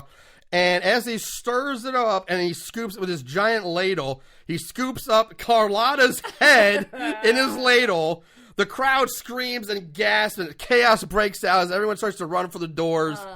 I love that. I don't know. I really like that. Like, I was sad that we couldn't see Carlotta's death. Yeah. But I really like that they put her head in the pot.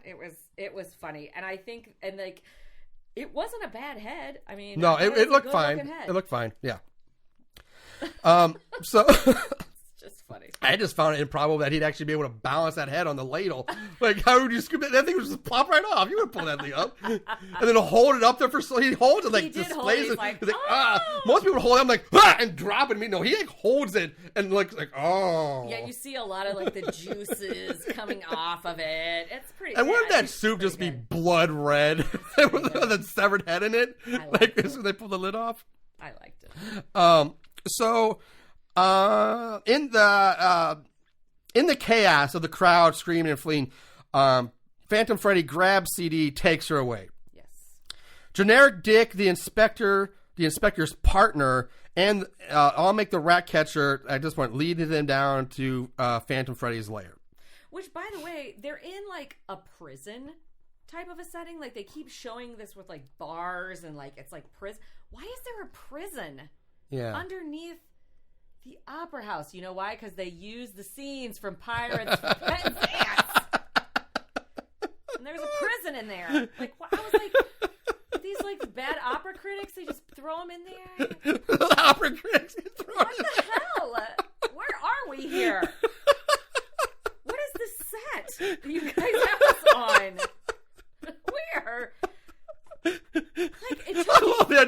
random Craig down there with like a banging like a little cup on the bar. Like, I'm sorry. Water, please. I won't write another bad word. Not another word. Oh, it's weird. But yeah, so now the Rat King. I might as well. Sorry, that's a different one. He's down there and he's like showing them how to get down into the deeper layer of the catacombs of the. And in this layer, Phantom Freddy tells C that she can never leave here. That this is, you're here forever now. Yeah, you're never leaving. And then we just get this dramatic shot for some reason of Phantom Freddy just running through the sewers and like it's like Batman. His cape's billowing in the wind like Batman does. He's running through the water of the sewers like shut. And like this is weird. Slow motion and backlit. That's good. The rat catcher at this point leaves the group. Which is weird because they're like, you're going to show us where he is. And Cat Freddy's like, I'm going to go catch some rats. See you guys later. They just let him go. Like, wait, what? Weren't you like making him show you the way and you're just going to let him walk off now? I was going to say that. Like, I had to go back and rewind this part because I was like, wait a minute. You were all together. Then we cut to the weird drama of people running. And then we come back. And then the rat catcher's like, well, back to doing what I do. Yep, gotta go catch them rats. Is he? And the cop's like, all right, see ya. We don't need your help anymore, even though he just said you're gonna lead us to the lair, not just abandon us in the middle of a maze. They just let him go. Okay, how did he? Okay. But before he goes, he's like, just stay to the right. Keep going down, stay to the right. You'll be fine. Yeah, you'll find it. So, Seeding at this point ends up running through the catacombs now. So she's like, apparently she can leave the lair because she just did. She's trying to find a way out, but I don't know that she's figured it out. She's just running around. I love the idea like, you're here forever now. You can never leave. And like, she just leaves. She just leaves. I'm out. We also need to talk about how many, which we'll talk about I'm sure later, but like how many candles are lit up in this layer. So many candles. Made me nervous for everyone running around on if that place wasn't like a stone or brick wall, that's a fire hazard. There's so many candles. Well, I'll just interject right here. Okay. One thing that they talk about in the behind the mask is what it's called. When you read the when you watch the extras, they talk about how the set was not up to code at all, and how many dangerous things, and the most dangerous set that they had was that one because the catacombs, all that stone wall, it was like just foam or something. It was styrofoam. So they were like, they imagine the screenwriter. He says, imagine a set carved entirely out of foam, filled with candles. He's like, have you ever seen styrofoam burn? It's like a black death cloud. He's like, so we basically, he admits this. He's like, we put our actors in a death trap. Yeah. It's the fucking 80s, man. And prayed for the best. So, oh my God. Like, okay, so the stone, the foam, it looks real good. Yeah, it does. So CD ends up, like I said, she's running through the catacombs, yelling out for generic Dick, who's yelling out for her. It's just echoing, bouncing up all the walls. Mm-hmm. Phantom Freddy pops up in front of the rat catcher and confronts him. Rat catcher's like, you can't kill me, because if you do, who will lead the rats away? And without me, they'll be crawling all over you and your little place down here. And so Phantom Freddy aggressively says, then lead them to eternity, bitch. Then grabs the rat catcher and lifts him up off the ground. And this is where did this come from? Picks him up off the ground and impales him on this giant, like 4 foot long spike that's just sticking out of the wall for some reason. Where did it come from? What's the purpose of that? What is the structural purpose or integrity of this giant spike sticking out of a stone wall in a sewer? What purpose does that serve? It was such a Jason Voorhees move. It was such a Jason move. I mean, he just like, and like. Or Michael Myers does that too. Yeah. It's just like sticks to the wall. Why is that spike there? I don't know. What sewer architect says, you know what? This is a great place for a 4 foot spike to stick out the wall for no reason. We might need to hang a coat on it. We need to like hang somebody on it. A coat? I don't. I don't know. It's so out of place. I don't get it. But it's there. So we go back to the group that's being hunted by a PF. And what do you think the great inspector decides to do while wandering around the maze-like catacombs? Well, he decided it's best to split up. Oh, yeah. We should probably just split up. I was like, no. That's the worst thing to do in the maze of catacombs. But where there's a serial killer down there. Let's split up. Who lives there? Yeah. I mean, that's his turf. It's his turf. He is a great inspector. Scotland Yard. And there's two Bobbies. There's like a Bobby or two with him. I bet he's the one at Scotland Yard that everybody hates. And he probably got this job because it's the Phantom job. Like, oh, it's the...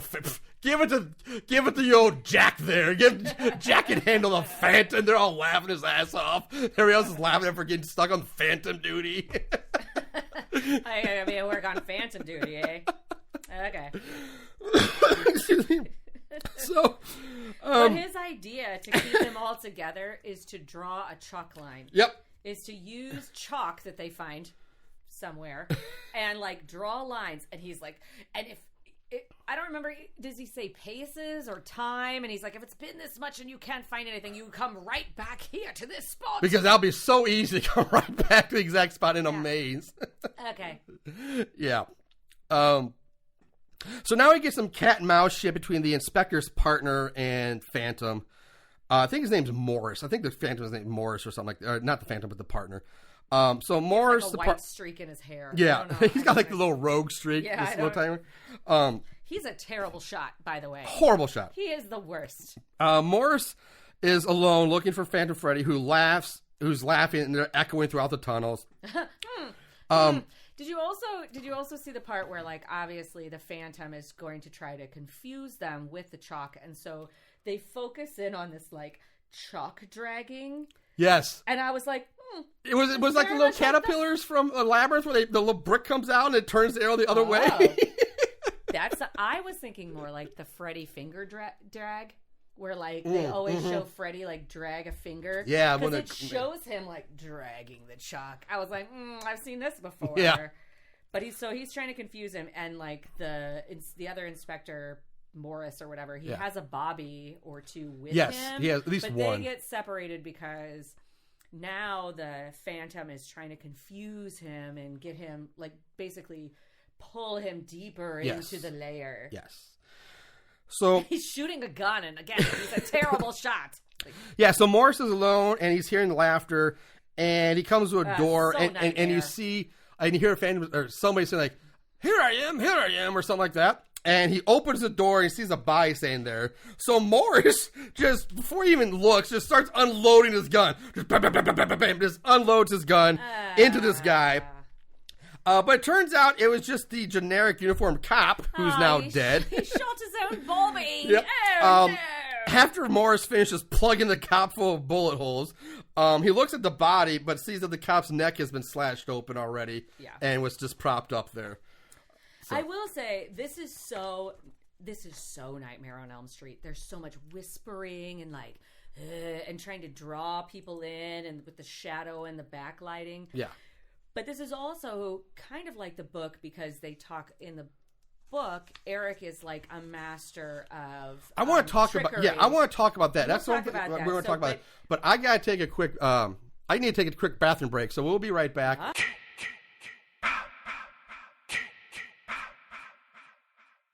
All right, we're back, and so right before we took our break, there's some Sarah's about to bring up, and I really want to talk about that. Because I think it's an important thing about the Phantom character that they really didn't cover or do anything with in this movie. And I think, especially for a horror movie, was a huge, huge missed opportunity. Yeah. So in the book and the stage shows, but especially the book, the Phantom is not only a genius composer, he's also a genius architect and magician. Yeah. And an engineer. He's like an engineer, yeah. And in the book, and you see it somewhat in the Android Web one, they talk about and some of the movies you see a little bit of it, but basically his whole lair and all the way of this Catacombs 2 was there, where it was just like booby trapped. Yes. There were so many traps and misdirections and things there to stop people from getting there, and they were deadly. That I was stunned when this movie did nothing with that. Like, you're gonna do a horror movie, like, this is the perfect thing to make it more, have the scary, have them fall into traps, the death traps, do something with that, and they didn't do anything.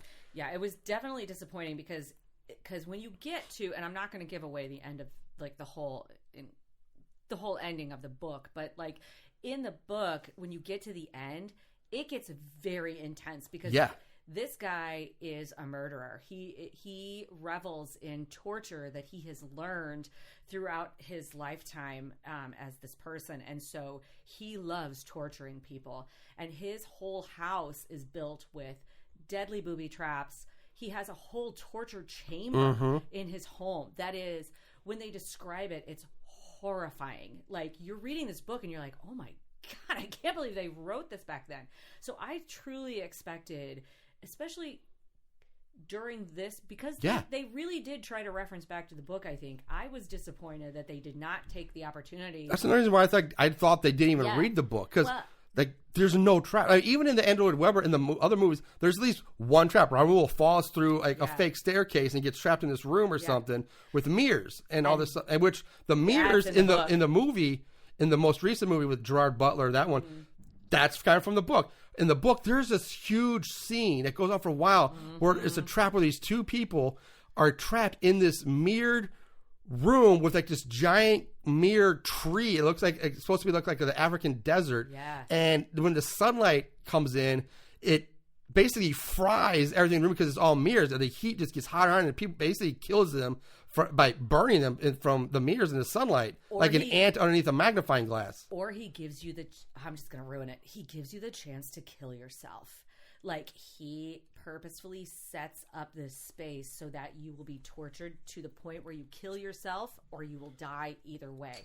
And so it is, reading the intensity about it, it's horrific. And so and also knowing Robert Englund and how he has an attention to detail, they were trying to make this so theatrical, right? They were trying to create this character that was like the Renaissance man that is Eric. Yeah. Is the ghost. And they dropped the ball here.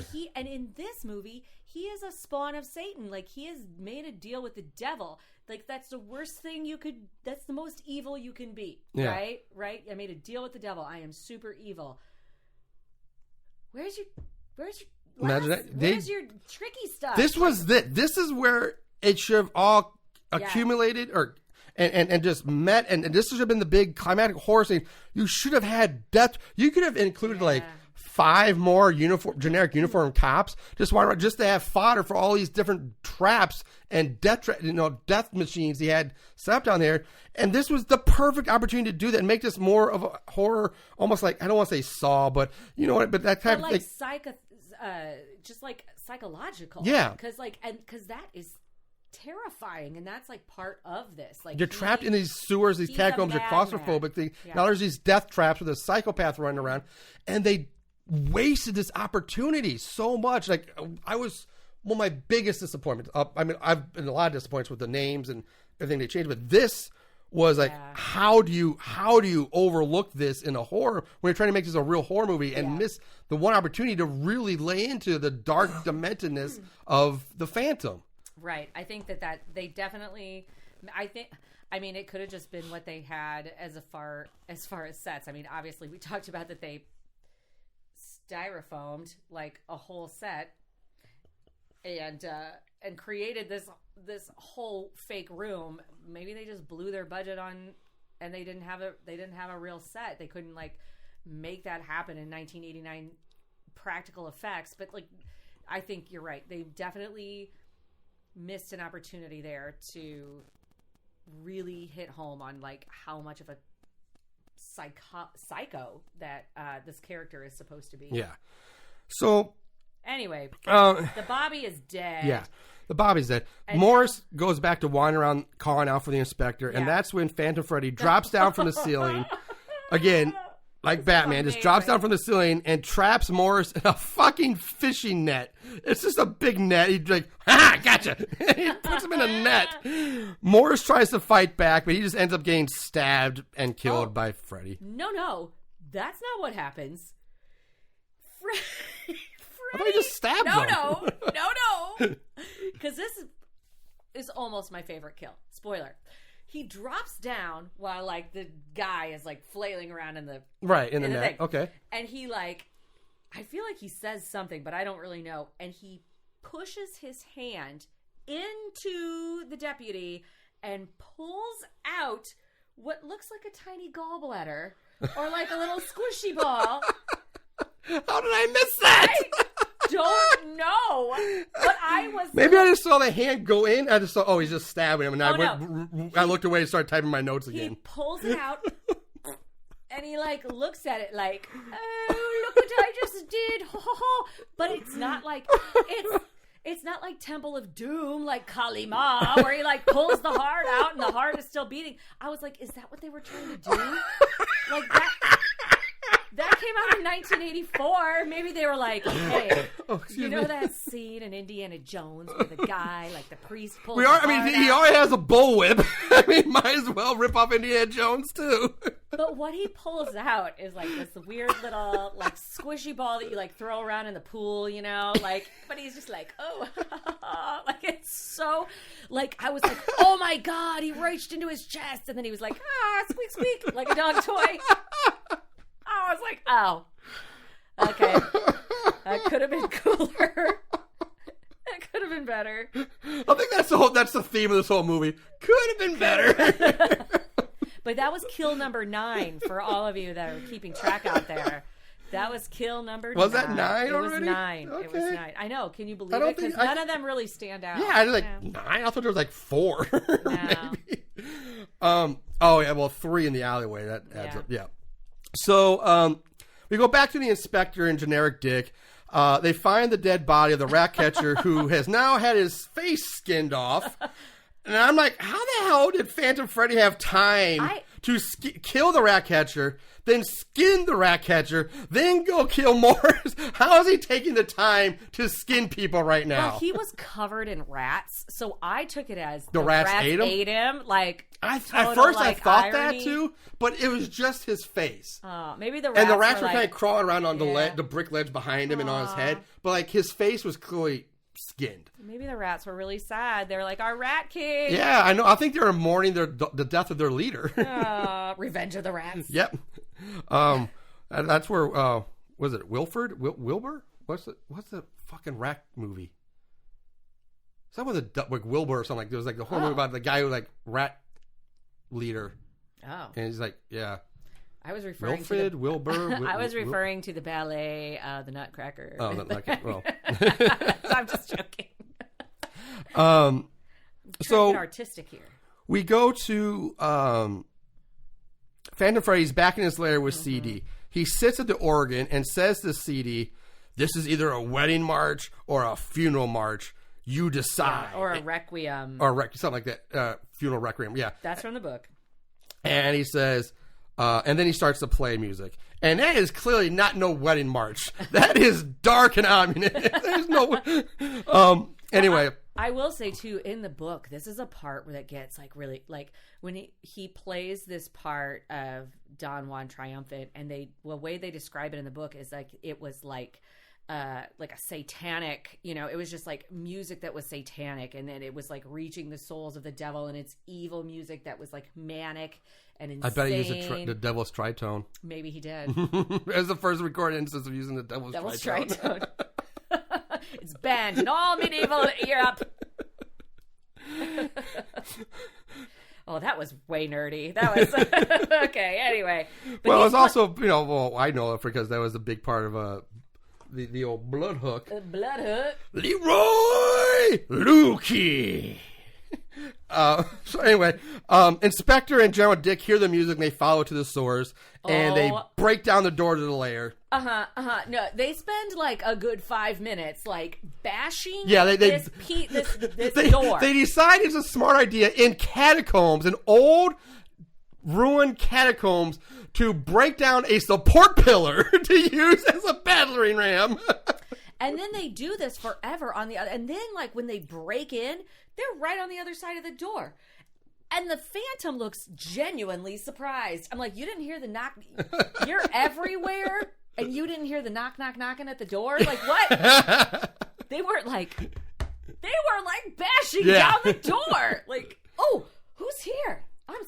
He was just so enthralled in his music. But yet somehow he still had enough time to go hide in the shadows. He's out then. He's out. Armed with his tiny little knife. Like, he uses this.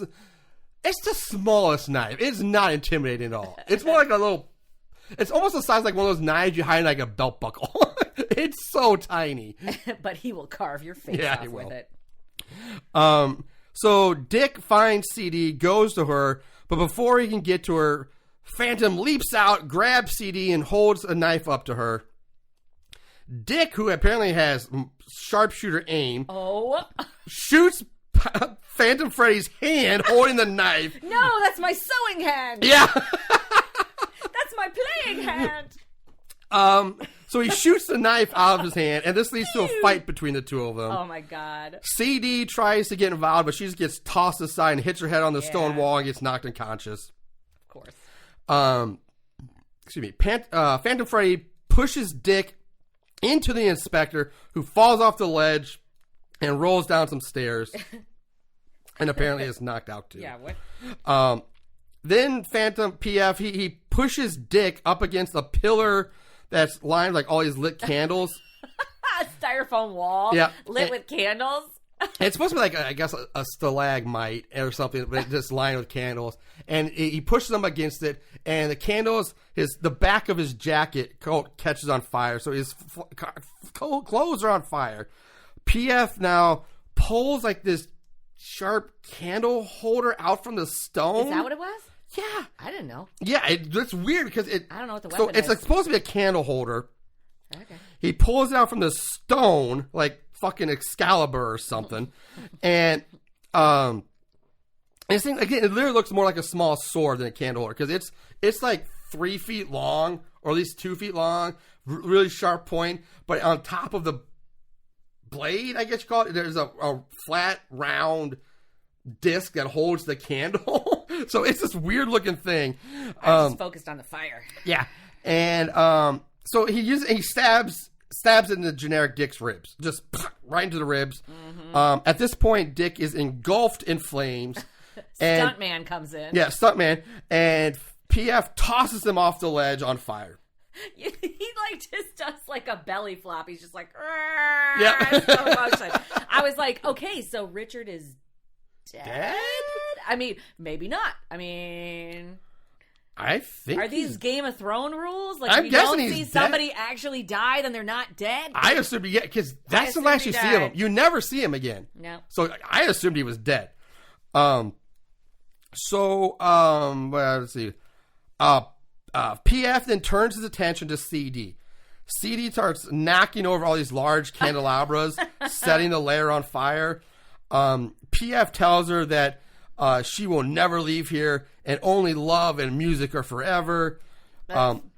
CD pulls out Dick's gun all of a sudden. Like, where'd she get that? But she's got it. That was amazing. Pulls out the gun and shoots Phantom Freddy. Phantom Freddy grabs her and starts to pull her towards him. She is also a very good shot and shoots him again in the hand and the arm. Something like that. And so holy shit. He's pulling her towards him. At this point, the inspector comes to on the floor below. He raises his gun, shoots Phantom Freddy 3 times. Phantom Freddy loses his grip on CD. And when he does, the ring just magically comes right off her finger. Thank goodness. And now it goes into slow motion as CD screams and charges another large candelabra, knocking it over into a mirror, which shatters. And this made me scratch my head. Yeah. I'm like, wait, why? Like, okay, in the heat of the moment, pun intended, because everything's on fire, why would you use the candelabra to shatter a mirror instead of pushing it over on top of Phantom, setting him on fire. Doesn't she do more than one? Yeah, but she never knocks. Okay, so originally, I thought she was not. Before she pulls out the gun and shoots him, she's knocking candelabras over, just ran like, knock over, and it's starting to catch things on fire. But this one, after Inspector shoots Phantom, she gets this big dramatic, like, and she pushes it into a mirror to shatter the mirror for no reason. It would make more sense to push it on top of the Phantom to set him on fire after he's been shot. Yeah. And so I'm like, why would she? That makes no sense. That's stupid. Although she did get burned terribly during that scene, according to according to her. I do have that one. I feel it's illogical. So anyway, Phantom's. Well, how are they gonna get back? I mean, how is she gonna get back through like the labyrinth if she doesn't shatter some glass? I don't know. Because mirrors. Yeah. Tell me, 1980s, why? So Phantom Freddy screams out, "Christine!" as the fires engulf him. And now we jump way back to present day 1989 New York. Christine wakes back up on the stage that she in the audition as a crowd of people stand over her. One of the people that comes up is Robert Englund, who is like the play's author or producer or something. He's the director. No, I thought the director was the one doing the auditions. Oh, okay. He's Mr. Foster. Foster. He's like, Mr. Foster. Yeah, Foster. Yeah, And they have this whole... Real subtle there. He leans over her. Like she sang 4 bars of this music. Yeah. And he leans over her and he's like... my star, and she's like, what? Because I have a concussion. And he's like, you've got the part, my dear. Yeah. And she's like, maybe I need to go to a hospital first. Cool. Could you call 911? I've been out for a long time. Yeah, apparently 100 years or something. He tells you that she's going to be the star of the show. Blah blah blah. Then Robert Englund just invites Christine over to his place. That's rapey. So creepy and rapey. Okay, for ladies. Celebratory drinks, which she accepts. Yes. Ladies, I'm so sorry. If you are going out for the part in any play, movie, etc., and the director gives you the part pretty quickly and then invites you immediately to his home, that's a red flag. The casting couch is a real thing, ladies. That's a red flag. Casting couches are bad. Yeah. I was like, why is she going to this man? So now we go from Family Opera to American Psycho. Yes. Which came out in 1991, so that was not time yet. But it kind of felt his apartment was very American Psycho. Yes. There's a lot of blue neon. It's a lot of neon. A lot of it. What color neon? I think it was blue.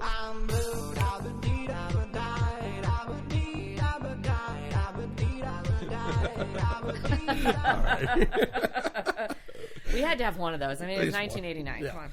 So they're at his apartment. So rapey. She's at the American Psycho apartment.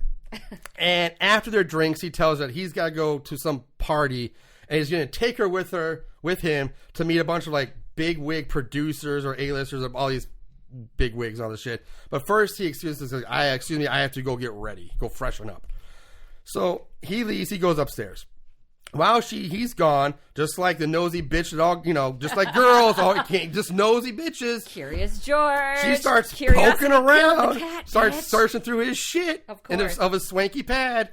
Well, and he has a lot of electronics. He has a whole... He's got a recording studio. For the 80s, it would have been very impressive. There's the old computers. Oh, God. The old Apple computers. And it's all these keyboards. There's 5 keyboards. And synthesizers. And, yeah, he's got this big, dope decked out recording studio. Floppy disk. Yes. We're coming to that. So while she's poking around, we cut to Robert Englund up in the bedroom or whatever, getting ready. And he checks himself out in the mirror. And he notices he has a bump on his cheek. Oh, damn. And he's like, damn it. And so he opens there's this large glass tank in front of him. It's kind of foggy, frosted glass. You can't really see into it. He opens it up, and inside are 3 Robert Englund faces, like sitting on this like plastic tube or something like that, on display. He pulls out a new face and picks up some surgical tools that are in the case as well. Oh yeah, they're all laid out over like the blue light as well. It is so...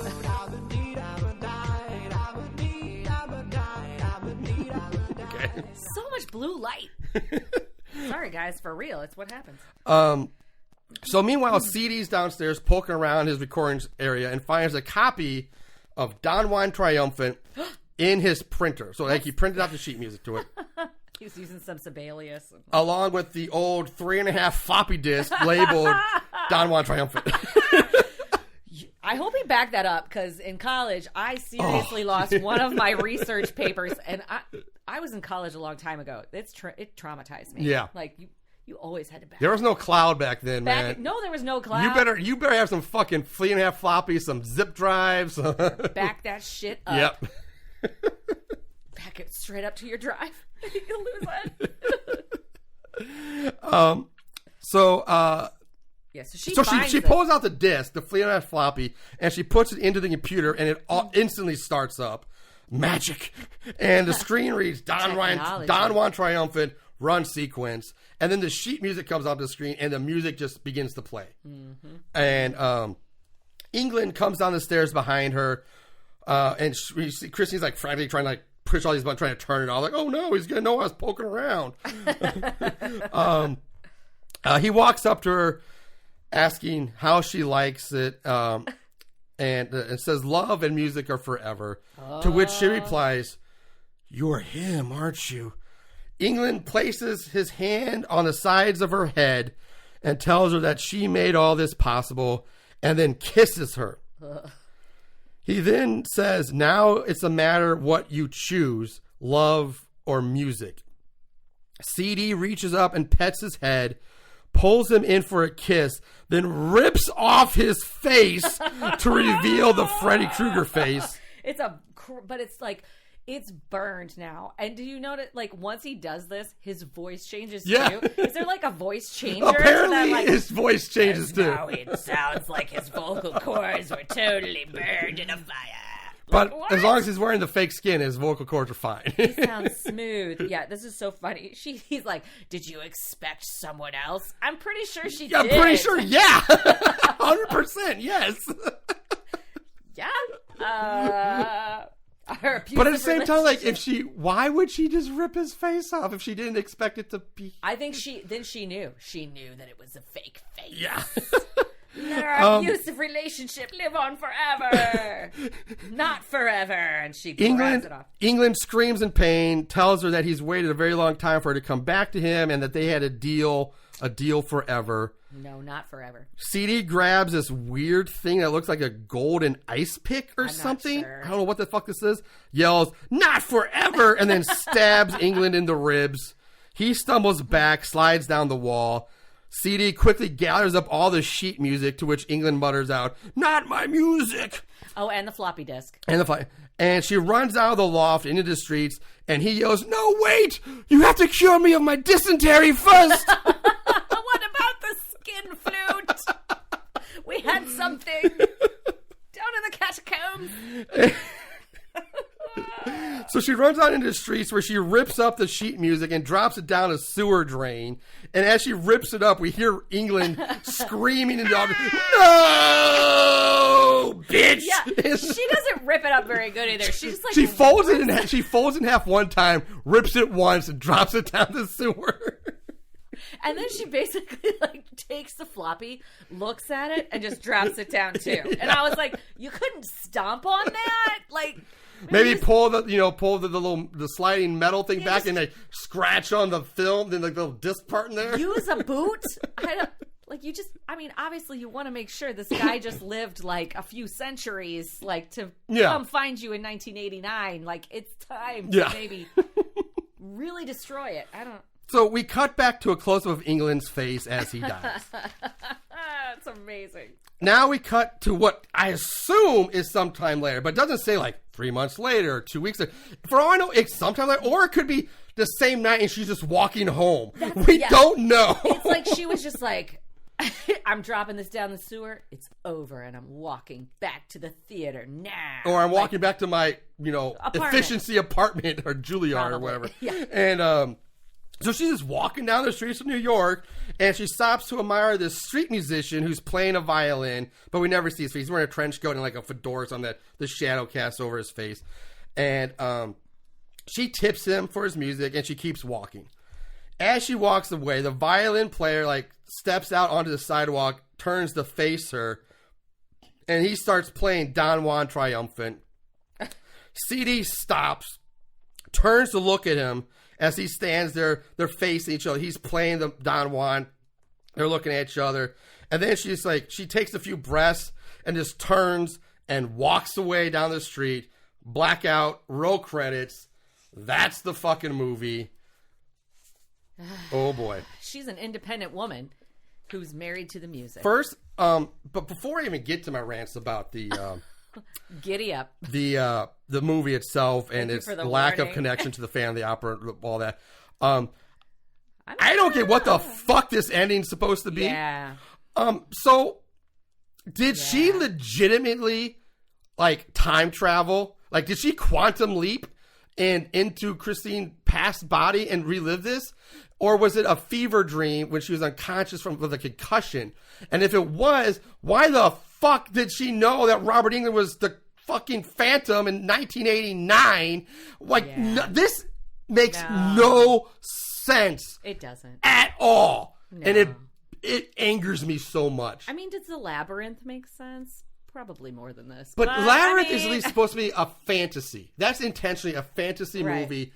It's not necessarily supposed to make sense. I get this was supposed to be more realistic, it's the Phantom. It wasn't set up as a fantasy movie, and I don't like, why, if she's Christine Day in New York, why all of a sudden she gets transported back in time to be Christine Day in London, and then we don't even know how. Like, she shatters a mirror in his lair and wakes up back in 1989, where the Phantom is still now alive and looks damn good, comparatively.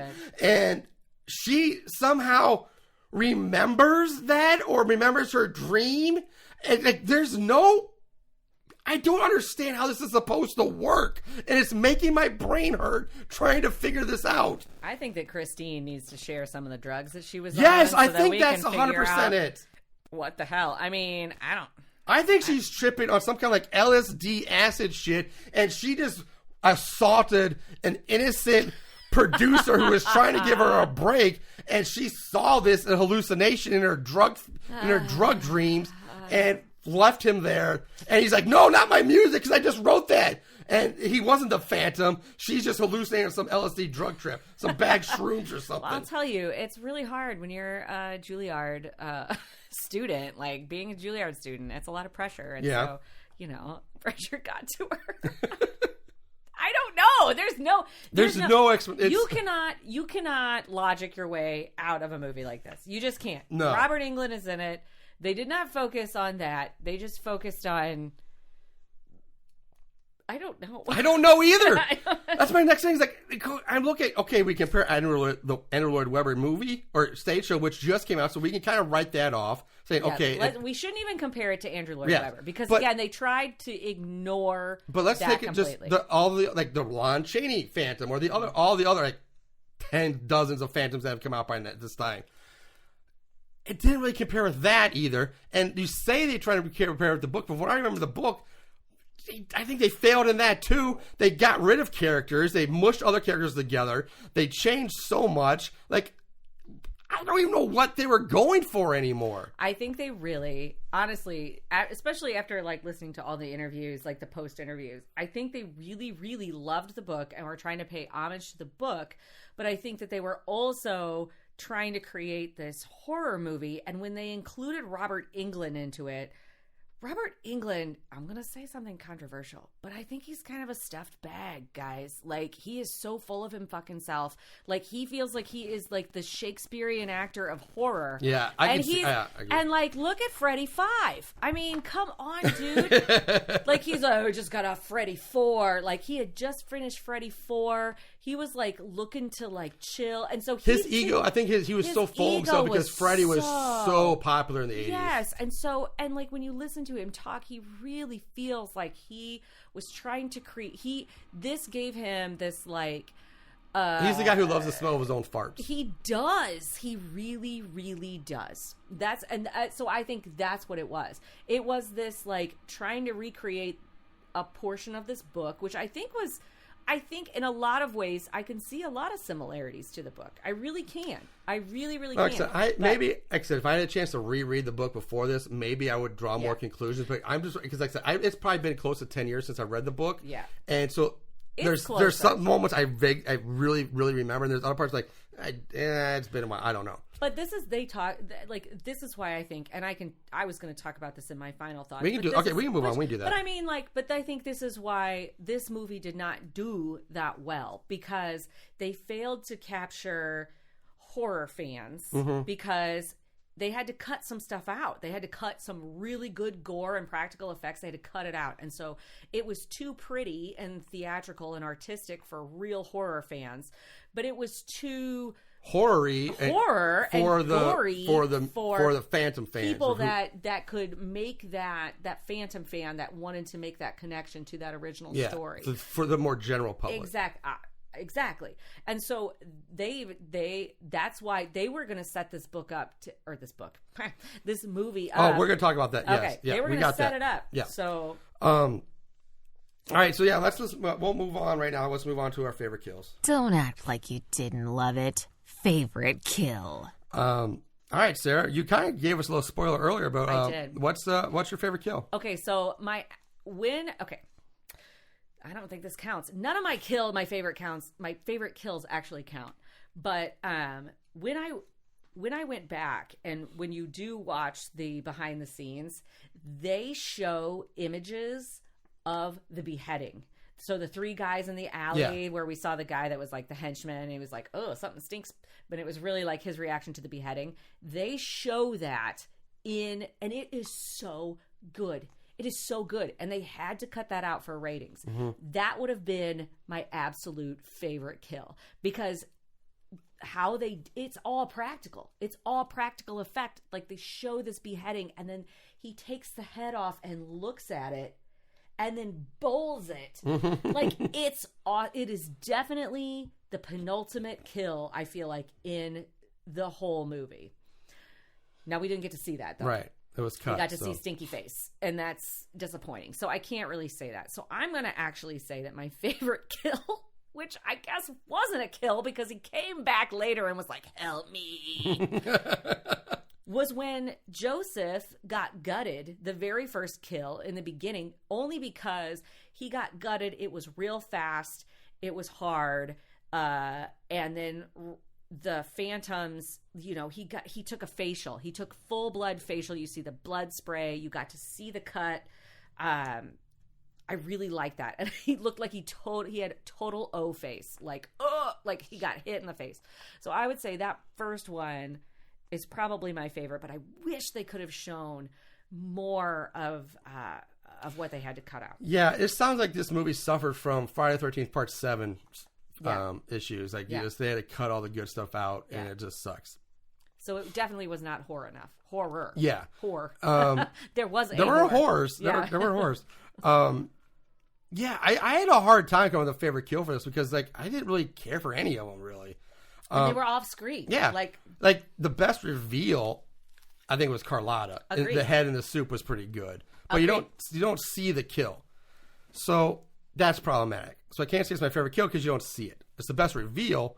So I think I'm going to have to go with you and probably say Joseph when he gets yanked up by the flyweights and just gets gutted mid, as he's yanked up the rope. Yeah. But overall, it's just, the ones in the alley, the beheading in the alley would be good. But again, you don't really see it. You just see the after effect. So I guess I have to go with Joseph, and that's sad. I feel like they had a super opportunity too when that deputy, when the partner was killed, and I mean they did a chest grab. He like reached into that guy's chest and took it out, and if what he took out would have looked like an actual human organ and not like a gallbladder, I guess a gallbladder, but like it's not like, oh thanks, I was having some pancreatitis. Oh, he worked out his appendix. Thanks. I needed that. I had appendicitis. Woo! I feel good. I might make it. I'm not dead yet. Like, so I feel like they really missed a super opportunity there too to like make that look really good. Like, it was just anticlimactic. Yeah, I agree with you on that. Let's move on to the odds and ends. Just when you thought it was over, here comes the odds and ends. All right, ratings. I'll try to get through these as quickly as I can. So ratings, IMDb 5.4 out of 10. Rotten Tomatoes has a 33% on the official thermometer with a 54% audience score.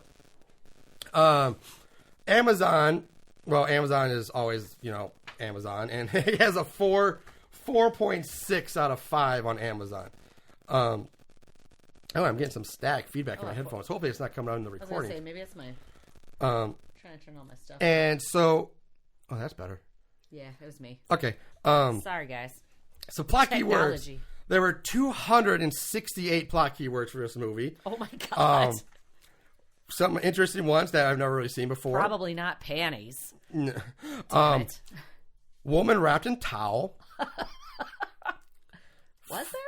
Well, Carlotta was okay.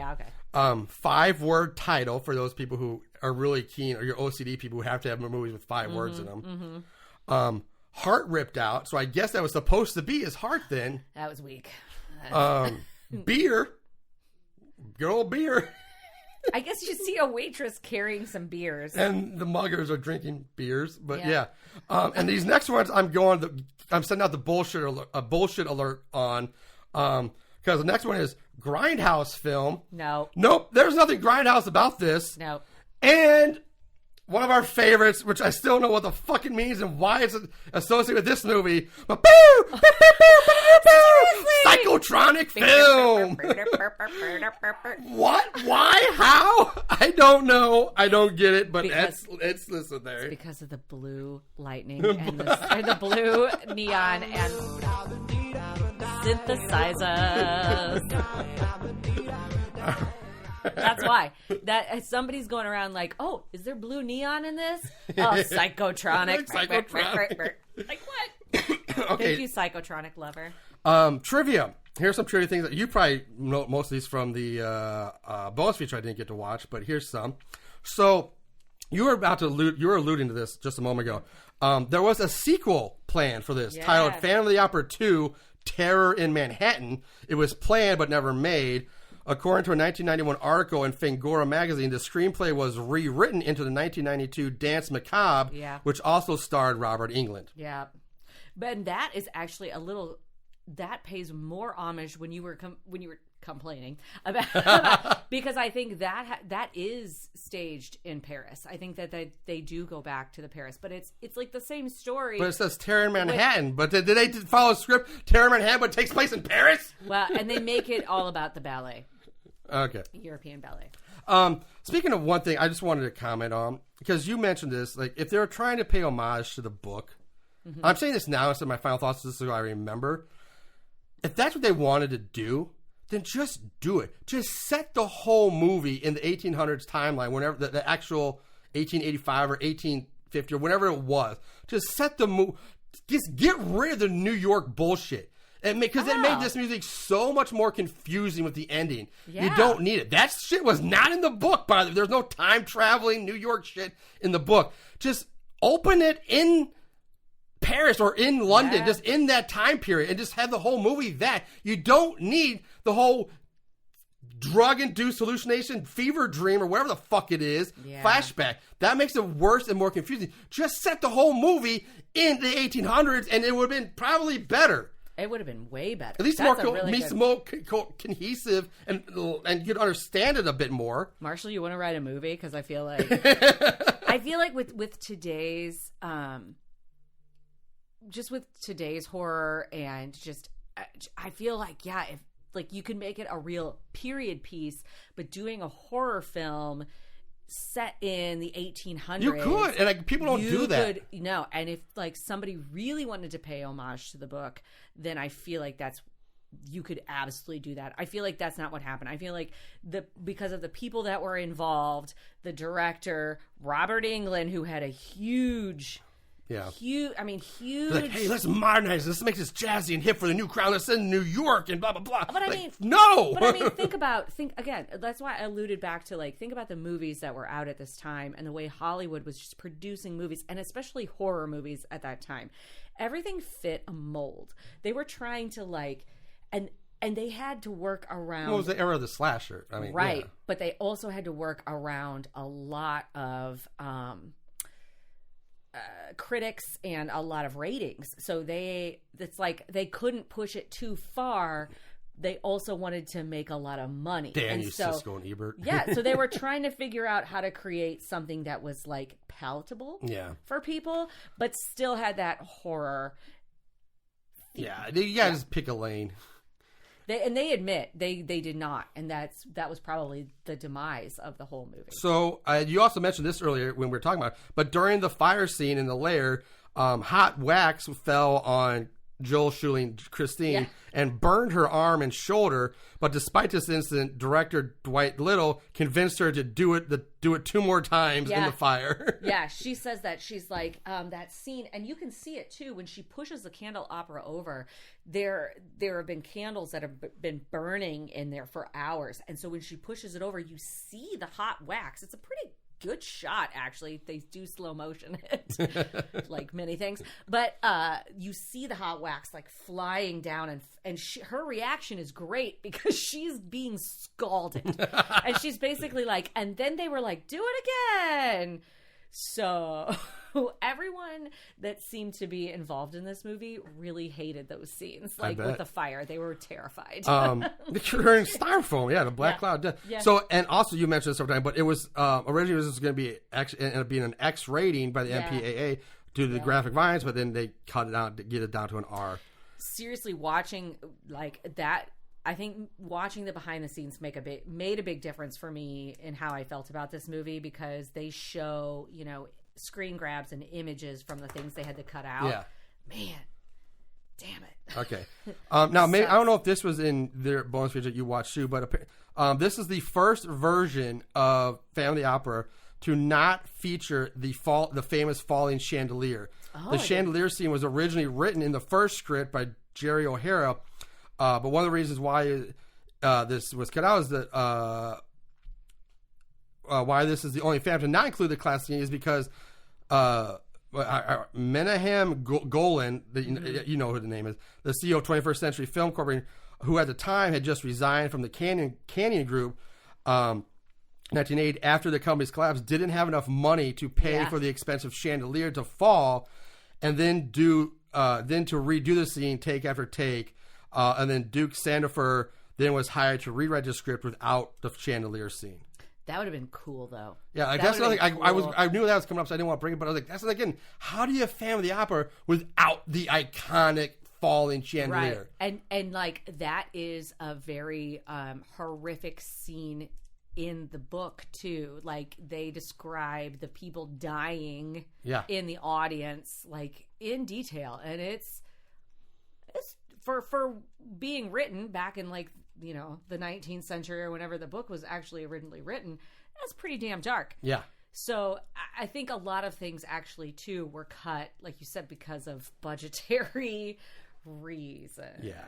And this unfortunate. This makes sense now because you said this several times in what we're talking. But there's a disclaimer at the end of credits that reads, "This motion picture is not associated with any current or prior stage play or motion picture of the same title." Yeah. So they're trying to distance themselves from the Andrew Lloyd Webber thing. Absolutely. Was originally set to be released through the Canyon Group and to be directed by John Hugh, but the film was... John Hugh was going to... I guess. Oh, my God. John H-O-U-G-H, John Hugh. But the film was passed on to the Menahem Golan's newly started studio 21st Century Film Corporation after the Canyon Group filed bankruptcy, and then Hugh was replaced with Dwight Little. Robert Englund has said that the film was their homage to old Hammer horror films, which you spoke of. Speaking of England, this came out the same year as Nightmare on Elm Street 5, The Dream Master. Yeah. And as this is dated, but as of 2007, the number of film adaptations of Gaston Leroux's novels amount to 40, including short films, cartoons, and television films. So 40 different versions of Phantom of the Opera exist as of 2007. And there have been, I remember seeing really horrible renditions of this. Or there are like some really bad ones. Just really, really bad ones. Yeah. So, yeah. All right. So that's really all I got for this. But we do get to play the budget game. They spent how much? The budget game. Oh man, I don't even know the budget. I know. Well, I'm here's so the thing. Excited. I don't have the actual budget. Oh. But instead of the budget, you're going to do guess the opening weekend and guess the gross. So I don't have a budget. Okay. So opening weekend was November 5th, 1989. How much money do you think it made in that weekend? Okay. So I am normally not prepared for this. I prepared. I thought about this at length. Okay. I think, so I was going to say that I think the budget for this movie was around $1.5 million, which we don't know. But I think it was worth, based on like all of the things that we learned about how they had to reuse sets but they had to. And they didn't have the money for the chandelier scene, apparently. And they had to fly people in to, I'm going to say though, because of practical effects and Robert Englund and the fact that they had so many extras, I'm going to say 1.5 is the budget. So you said box office and then gross. Opening weekend. I'm going to say opening weekend because Robert Englund is such a pull. I'm going to say $2 million opening weekend. And I'm going to double it. $2 million for opening weekend. Okay. And then, let's just start there. Okay. Let's go there. Okay. So opening weekend, your guess was $2 million. Yes. All right. Let's see if she's right or wrong. You have chosen wise. That is probably the closest guess we've ever had without being exactly on. Opening weekend was $2,050,000. Oh my God! Congratulations! That's one of the all-time best guesses we've ever had. That never happens to me. I really tried to think very hard about this, and I also tried to ignore things. Like I tried to not go below like synopsis and things when I was researching this movie. So now I have to do gross. Now gross in U.S. and Canada. Okay, so that was the. But then the movie didn't do that great after.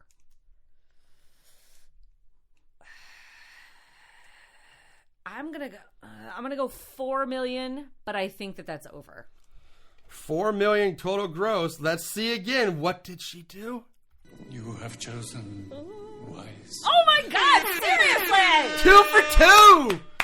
This is even closer. You guessed 4 million. I did. Total gross was $3,953,745. Oh yes!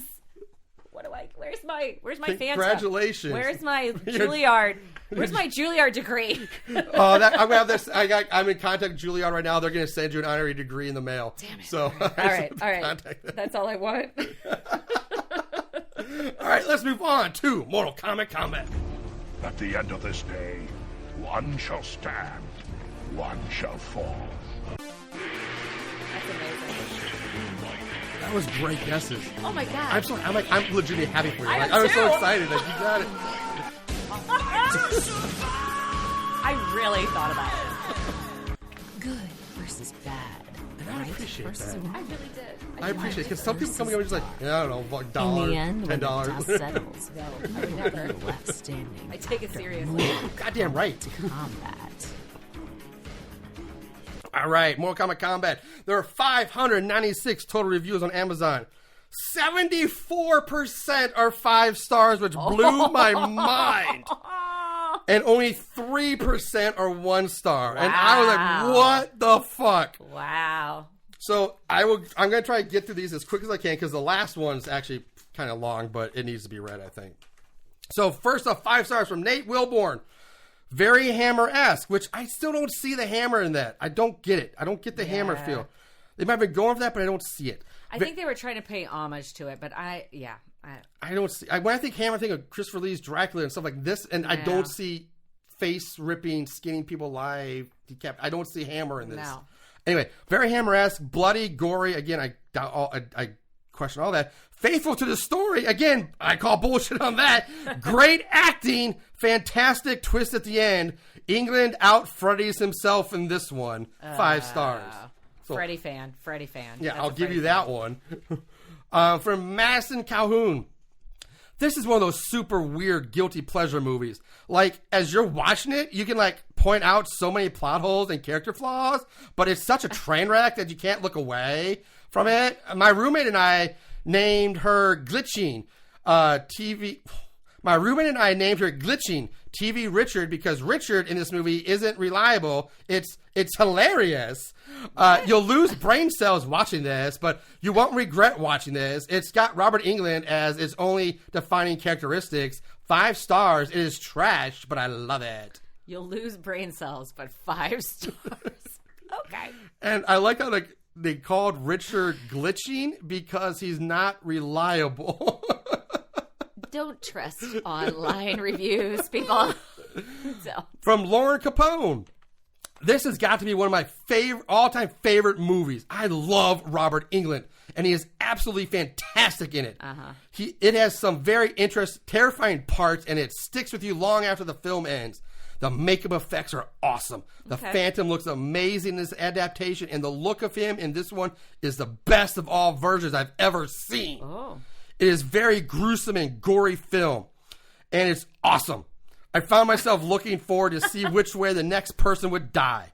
This is a must-see for fans of Robert Englund, the Phantom of the Opera, and just horror movie fans in general. I absolutely recommend everyone watch this movie at least once. You won't regret it. If I could give it a higher rating than 5 stars, I would. This is one of the best horror films ever made. Okay, I was with you until that one. I disagree with almost everything she said in that. From Songman. I'm a super huge fan of Jill Jolene, and this has got to be her best film I saw. Doesn't feel strange for a horror, but after a while, you got to like it if you love opera. 5 stars. No. I don't even know what. There's not even really any opera in it. No, there's really not. So yeah, from J-Dog. I was very curious after watching this because I had heard of it, but had never seen it. It is a very different interpretation if you are a fan of Andrew Lloyd Webber's opera masterpiece. Yeah. But this is closer to the book.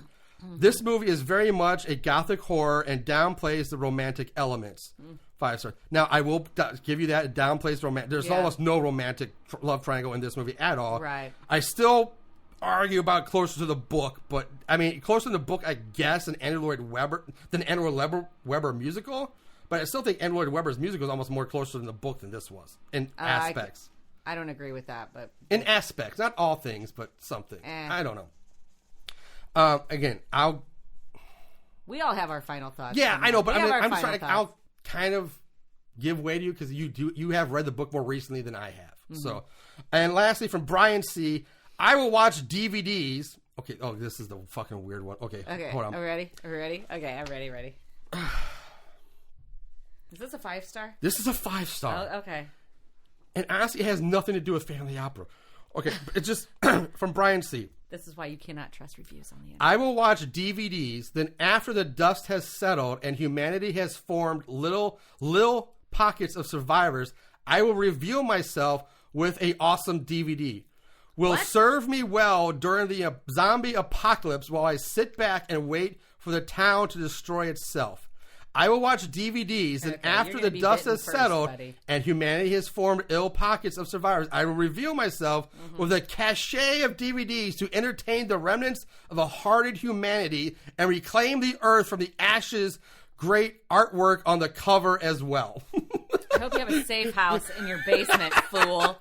So the only thing that had anything to do with the actual movie was the cover art. I'm going to survive the apocalypse. I really hope that you're not the last man on Earth, because if you have to be the person that procreates, and if this was the movie, move on, this is the movie you choose to show people after coming out of your bunker, then I can't wait to be bitten by a zombie. Holy shit, dude! Can't wait. I hope I'm not the last person with you. Okay, move on to the 1 stars. Lily, this is a disgusting movie. I had to throw it out. Lots of blood and cuts. Yuck. Okay, so that person loves Phantom. Yeah. Probably. I don't. Hates horror. Loves Andrew Lloyd Webber. But Horror Girl 85 writes, well, to start, the movie is nothing like the book.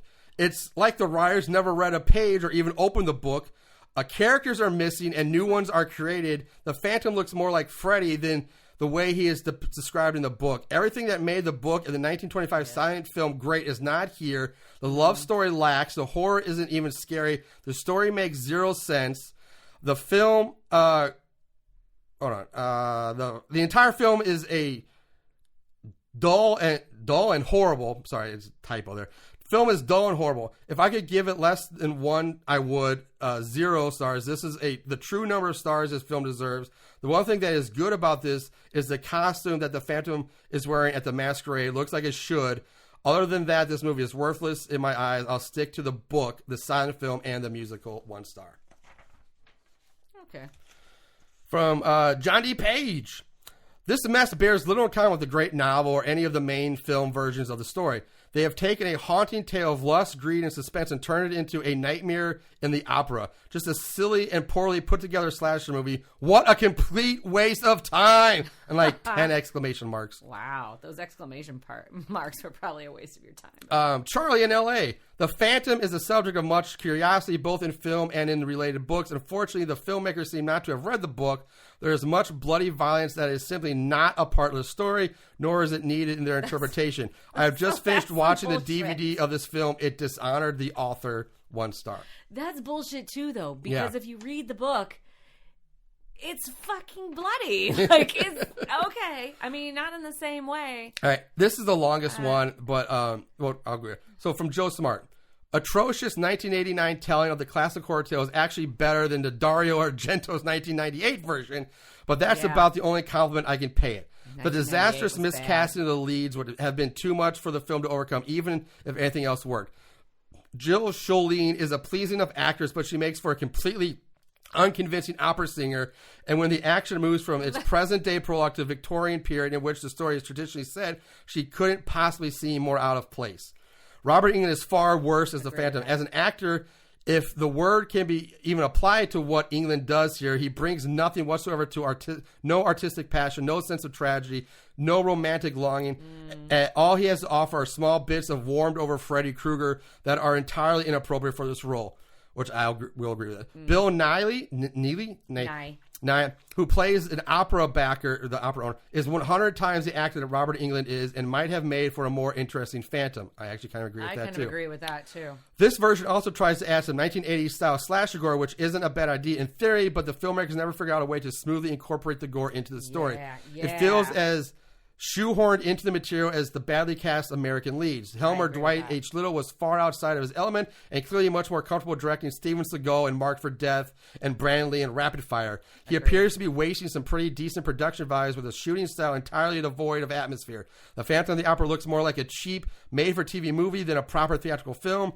Everything is flat, overlit, and ugly, possibly so the gore effects would be extra easy to see, but Gothic horror is meant to be bathed in shadows, not filmed like an episode of Magnum P.I. This version of Phantom of the Opera is an incoherent disaster in spite of the familiar source material that survived Woody Woodpecker and Brian De Palma, but not Freddy Krueger. It's almost impossible to imagine after watching this that an even worse adaptation was still to come. 1 star. So that makes me wonder, I guess I have to watch the Dario Argento version next. We might have to come back and do that one. That's not even horror. That's just terrible. That movie is just, that is a made-for-TV movie. And there was, So that's what other people thought. Let's bring it down here to our final thoughts, final takes. Sarah, lead us out here. What do you got? Okay. So I'm just going to say... I'm just gonna say it. You say it. I'm gonna say, so bad it's good. Okay. I'm gonna say so bad it's good. But I agree with a lot of what that last review said. I feel like they had a lot of opportunity that they did not take. A lot of it was crammed in. I think a lot of it sucked because I feel like they really were trying to make an adaptation of the book in whatever 1989 pop movie in the theater type rating they could get. So I think that they were trying to like ride these two sides, and they kind of failed at that. So I agree with what that guy said, but I do like Robert Englund movies. I do like Freddy. If you like Robert Englund, if you like Freddy, and then you also like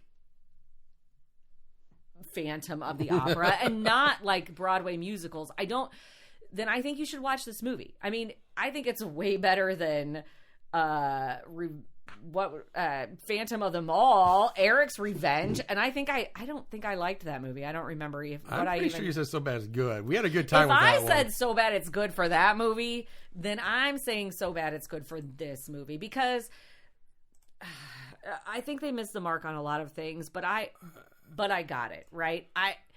It's worth a watch. It's worth a watch. If you are a Robert Englund, if you are a Nightmare on Elm Street fan, worth a watch. If you can sit through Nightmare on Elm Street 5 with the whole abortion thing, you can sit through this movie. I do agree that they did. Robert Englund, I think, again, like, he loves to smell his own farts. If he maybe like took the actual romanticism of this character and the desperation and the madness of this character to the level that it actually needed to be, instead of just being like Freddy in some makeup, I think that it would have translated better. I'm not even comparing it to Andrew Lloyd Webber, because Andrew Lloyd Webber made his own thing. His Christine was his own wife. I have a lot to say about actually that version. And Andrew Lloyd Webber, he follows a formula just like Freddy movies do. And so I think this movie failed in a lot of ways because you are taking two huge fan bases, which are absolutely different, and you're trying to meld them together to make money. Yeah. I honestly. So it was like another movie like that. So I think in that way it failed. But do I think people should watch it? Yeah, I think so. Why not? I mean, you get to see some really gory, up close, great practical. I think some of the practical effects are really good. I think they're really good. And in a place where we are in 2023, where you see a lot of CGI and a lot of shit like that, that's one reason I love going back and watching movies from the 80s, is because like 85 to 95 was huge in puppetry, practical effects, and all these things that I really personally love. So I'm going to leave it at that. I'm a huge fan of all Phantom. I think the book is way better. I think that they missed a lot of opportunity to create incredible suspense in that way, but I'd still watch. I mean, I've watched it like 3 times. I'll watch it again. I own it, right? Yeah, so do. I'm gonna watch it again. Okay, so first of all, I'm looking at the official score. You did give Phantom of the Mall a So Bad It's Good. So this one I have to say is yeah. Okay, if I'm going to say. There was Kung Fu in that one. There was Kung Fu. Sewer Kung Fu. And a snake biting a guy on the dick. Oh, that's right! I forgot! Was that the very first toilet through, like, snake through a toilet? Yep. I think that's what put me over the edge on that movie. A king cobra through a toilet bites the man on the dick. See, they didn't do that in this movie. No, they did not. There was none of that, like the Phantom. So. Because I agree with a lot of what you said, but I'm having a tough time separating the book, the source material, and not even so much Andrew Lloyd Webber's, which I do love that musical. I do too. But everything I remember about the book, you guys said it's been a long time since I read it, is awesome. It's but just like so many other things, the book is better. I don't like how they split the time travel thing. Still makes no sense to me. they should have just made it a period piece. And if you cut out all the New York stuff, maybe you would have had a few extra minutes to establish more of the tragic love story, the romanticism that is so prevalent through Phantom, and what makes it such a intriguing and memorable and impactful story. That because there was, as dark as twisted as it might have been, but there was love there was romance, there was, and they cut all of that out. And they glossed over like the fact that he was an engineer, an architect, a magician, and he said all these elaborate traps and did all that, and they cut off, like, as a movie, like, I would say, yeah, it's worth, you can watch it once, so bad it's good. Right. But once you attach that Phantom of the Opera name to it, and that's what we get, that's where I'm struggling. I'm like, and it's so bad it's scary, because to me, it doesn't live up to what Phantom of the Opera should be, whether it's Andrew Lloyd Webber or it's the actual book. And I agree with you. Like, they tried to merge two different worlds and failed instead of picking one and going with it. If they would have just said, "Hey, let's just make a Jack the Ripper movie with Robert Englund," which basically what this really more is, then fine, it would have been good. Just call it Jack the Ripper and take it place in London. I probably would have no qualms about it. But trying to turn this into Phantom and doing it the way they did, to me, makes it to the point where, like, I have to say so bad scary, because it's not. Once you attach that Phantom, it incorporates a whole new world, a whole new set of, I guess, expectations and bars you have to reach. Yeah. And when you don't, and when you change as much as they did without really explanation or reasoning, it makes it almost impossible to give it a good review. But if I separate the Phantom aspect, like I say, if you named it Jack the Ripper or Freddy Goes to London, fine. I'm hey, okay. Governor, bitch. You bitch. You bloody cunt. Or something. Oh, we didn't use the word cunt yet. Yeah. I mean, so that aspect, that in the theaters. Worth watching. So bad it's good. So I don't know where I lie on this. Yeah. But I am going to say, because I can't escape the fact that it is called Phantom of the Opera, and it just wasn't close enough to the book for me, which even if they were going for, they missed a lot and it wasn't close enough to reach that. I'm saying so bad it's scary. But, asterisk, could be worth a watch if you don't go into it expecting Phantom of the Opera and just expect it. It's basically Freddy in London and just go on that aspect, then fine, watch it. It's okay. If you just appreciate, I think, like late 1980s slasher genre, and you enjoy practical effects, but it kind of fails as a slasher too, because the kills are mostly off screen, because they had to pull, and they do say all the reviews like it's bloody, it's gory, and I became like, is it really? Not really, because all the gore either got cut or it's post death. It's like, okay, you see Joseph hanging in a wardrobe completely skinned, that's bloody gory, but you don't see him being skinned, right? And you don't see the head get cut off, you don't see all this. It's just, here's some skinned faces and here's some post-death trauma. So I'm like, it's not really that bloody and gory either. So that's, again, another reason why I'm like, I don't really know. It kind of rode the middle a little bit too much. Way for too anybody, much. I think. Yeah. It went too much for the mass appeal instead of a niche, and it failed. Because it's never I don't think it's ever going to reach that cult status of so many other horror movies. And it's going to be, and it does have it flopped in the box office. It flopped. It doesn't have a good reputation even nowadays. So it's just, I'm saying so bad, scary overall. But so that's that. Before we do have more to come. So, but what we're going to do now is because it is March now, it is now time for the Horrible Horror March Movie Madness Tournament of Awfulness. So Sarah, normally Aaron's introduced, but he's not here. So Sarah is going to help me make our brackets for this year's tournament. Oh, I'll be your Vanna, Pat. Yeah, you're going to be my Vanna. Oh, make a way better Vanna than if Aaron. You want to hear that, keep listening, stay tuned. That's fine. If you don't want to hear and you don't care, then go ahead and shut this off now. You heard the main podcast. Thank you for listening. We'll move on. But for those of you who want to stay and listen to and figure out what the tournament bracket's going to be for this year, keep listening. We're going to take a quick break and get things set up, and we'll be right back with our bracket making for this year's tournament.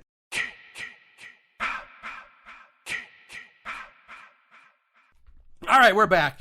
All right, like I said, what we're doing now, for those of you still listening, we are going to set our brackets for this year's Horrible Horror March Movie Madness Tournament of Awfulness. Ooh, that was good. You slid through that. I'm getting better at it. It's only taken me 7 years, but I'm finally getting through it. Shit, don't put limits on yourself. You got it. It's all good. Like I said, normally Aaron's here to do this, and but since he was unable to make it today, he had family stuff. Sarah's going to sit in. She's going to be basically my Vanna. You know, we're talking 80s movies. We did an 80s movie. So for those who don't might remember, you might not if you weren't born yet. But back in the 80s and 90s, they would do the live lottery number drawings. And there's always the lottery bimbo who picked the numbers. That's me today. So Sarah's going to be my lottery bimbo, basically. I always wanted to be the woman who held the ping pong ball. Oh! Yeah. Number 19. 27. Man, I could have been one of those chicks if I would have had like lipo and like, anyway. So what I'm having to do this year, because we had such a, I don't want to say condensed year, but we didn't have the normal number we normally do because there's a lot going on this year. So basically the amount of movies we had to limit down to, I think it was 20 movies we had to work with, because a lot of episodes were like Masterpiece Theater, Jeopardy, stuff like that we couldn't do. P.S. If you haven't gone back and listened to the Masterpiece Theater, you definitely need to do it. So to make this work out, what I had to do is basically like the real March Madness.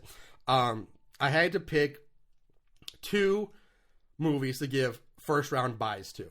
So they automatically move on to the second round. Okay. And so I picked what I think are the most obvious choices to get the automatic buy in the second round is the number 1 seed right now. Wasn't really a particular order, just is Camp Murder. Okay. Which I believe Chris was on. I think Chris was on that one. I watched that movie. Oh. And Night of the Dribbler is the number automatic buy, getting a pass in the first round. That still means there are 2 other movies I had to give automatic, like first 4 out or last 4 in, things I had to put in, but they're actually considered good movies. Mm-hmm. So, but I had to put them in because I needed to round out the field. So they are in the what's called the play-in rounds. That they're not, the first round that they're pretty much going to lose because they're good. They shouldn't really be in there, but I had to put them in anyway. But they're the 19 and 20 seed, the bottom seeds. Got it. And that includes I Know What You Did Last Summer and Friday the 13th Part 8. Great. So they're in by technicality, but we still have to vote on them. I don't expect them to move on, and depending on who they go up against. So we're definitely voting on for a person who's not like into sports ball like me. So we're definitely voting on the worst. Like, yes. We want the worst of the worst. Yeah, the worst of this last year that we've done. Got it. And like I said, Friday the 13th Part 8 and I Know What You Did Last Summer made the turn because we had to, but they're the 19-20 scenes. They're the last 2. Mm-hmm. I expect them to get beaten the first round, this play-in round.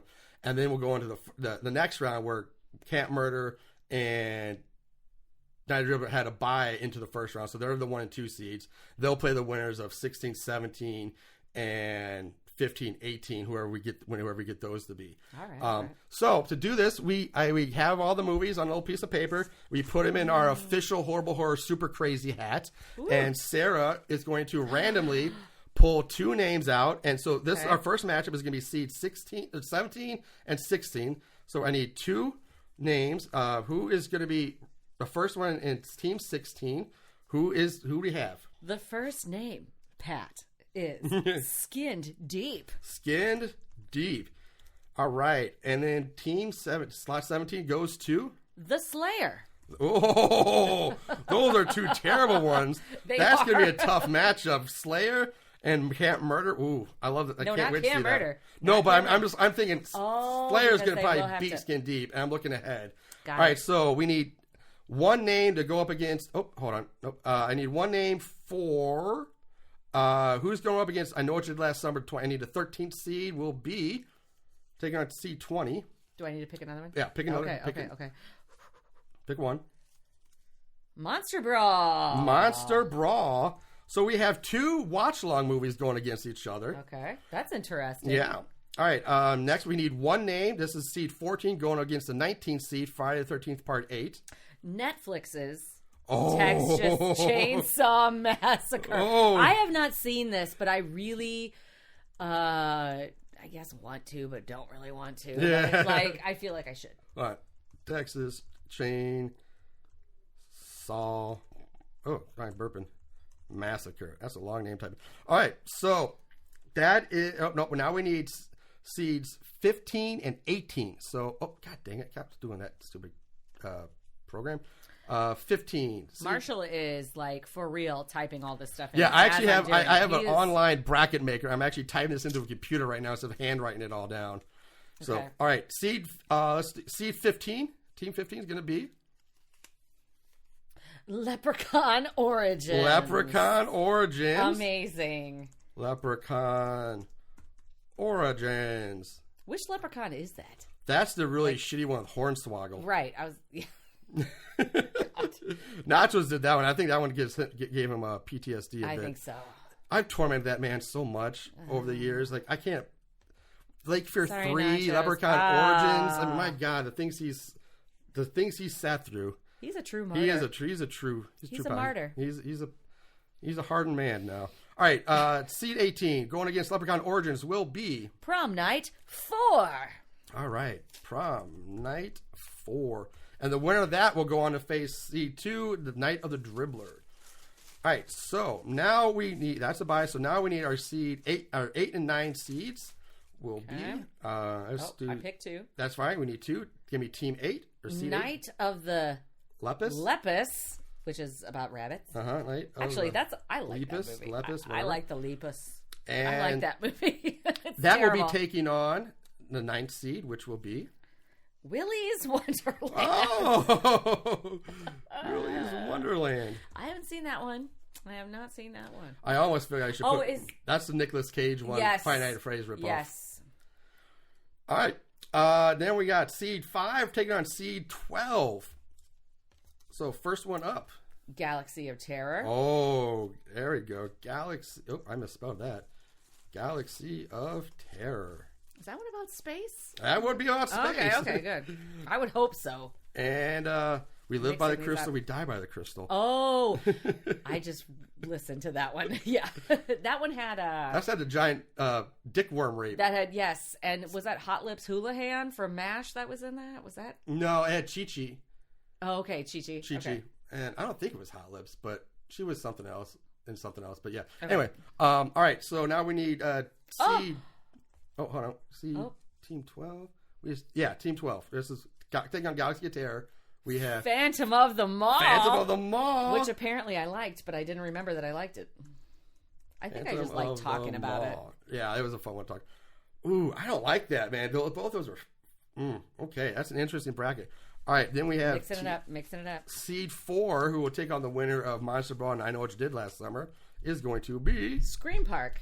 Scream Park. Okay, that was fun. That was a fun listen. Seed 3, our third seed. We need one name here. One name. Trick or Treat, 1986, aka Ragman.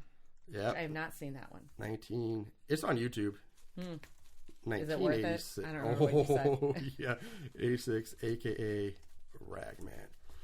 Okay, that takes that out. So that's a blank one. All right, now we're looking for seed 6 and seed 11. Only 4 left. Yep.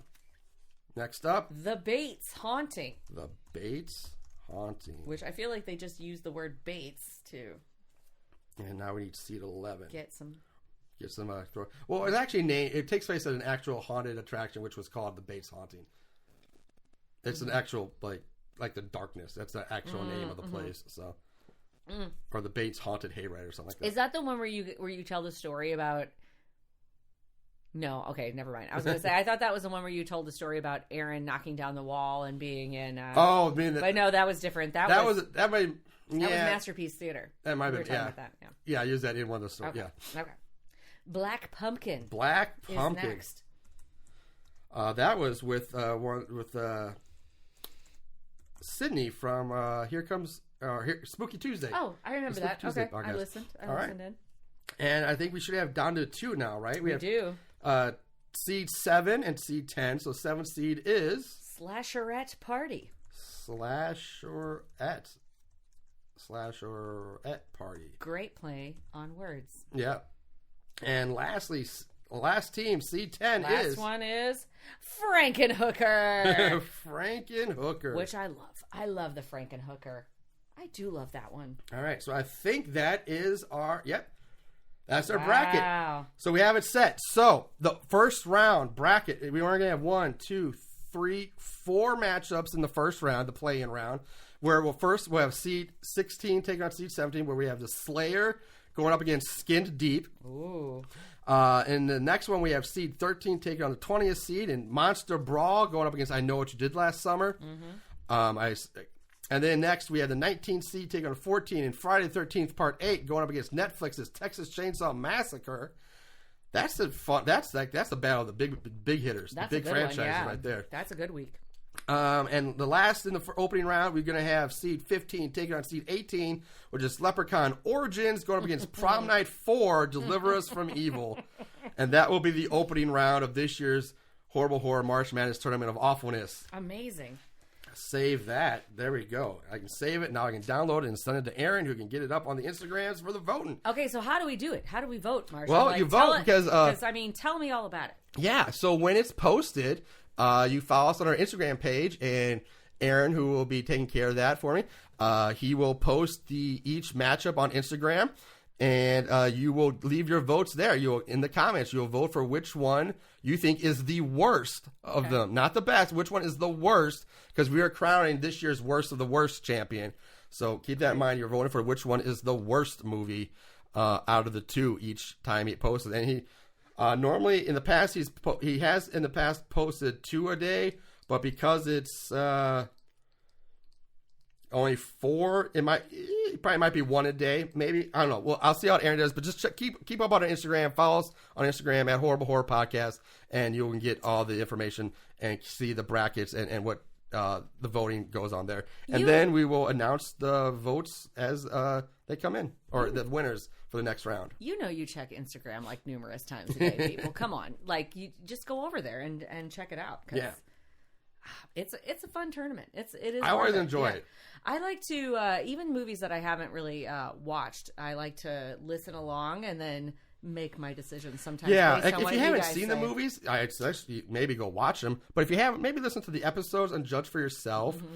But we do get a lot of votes. People just voting like, I haven't seen it, but I'll vote for this one, or this one's based on the name or the cover art or something. Like, this one's got to be worse. We get a lot of that, but we can't do it. Listen, the votes count, so we don't have a say in it. Whether we agree or disagree, it's what the people's vote. It's what the people want. The people crown this champion.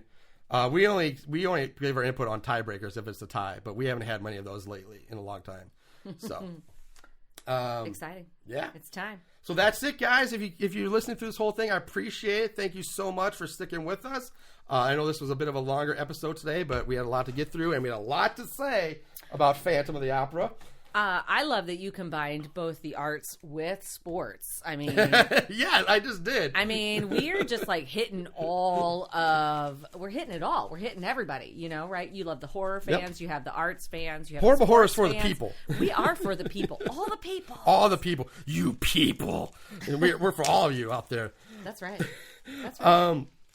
So, yeah, again, I want to say thanks for Sarah for coming. It's been absolutely awesome to finally get you back in here. And, yeah. Always, again, it's got to be the movies that I know you're going to be. I always find the right movies for you. I appreciate that, Marshall. You really know me. I try. Really I try. I appreciate it. So yeah, thanks guys for listening. You check out our podcast. Check us out on Facebook, Instagram. Follow us everywhere on your podcast list. You know all that shit. I'm not even going to that. But if you want to check out the merch, support the show, go to horriblehorrorpodcast.com to our merch page. Find out all of our t-shirts and other merchandise to help support the show. You also go to Patreon. To support us there. And if you want to leave any movie suggestions, comments, or questions, or just tell us how much you hate us, you can leave us a comment at 7404-SUCK-IT. That is the Horrible Horror Hotline, 7404-SUCK-IT. So, till next time, guys, you know what to do. Remember to watch more horror movies, and always remember to keep it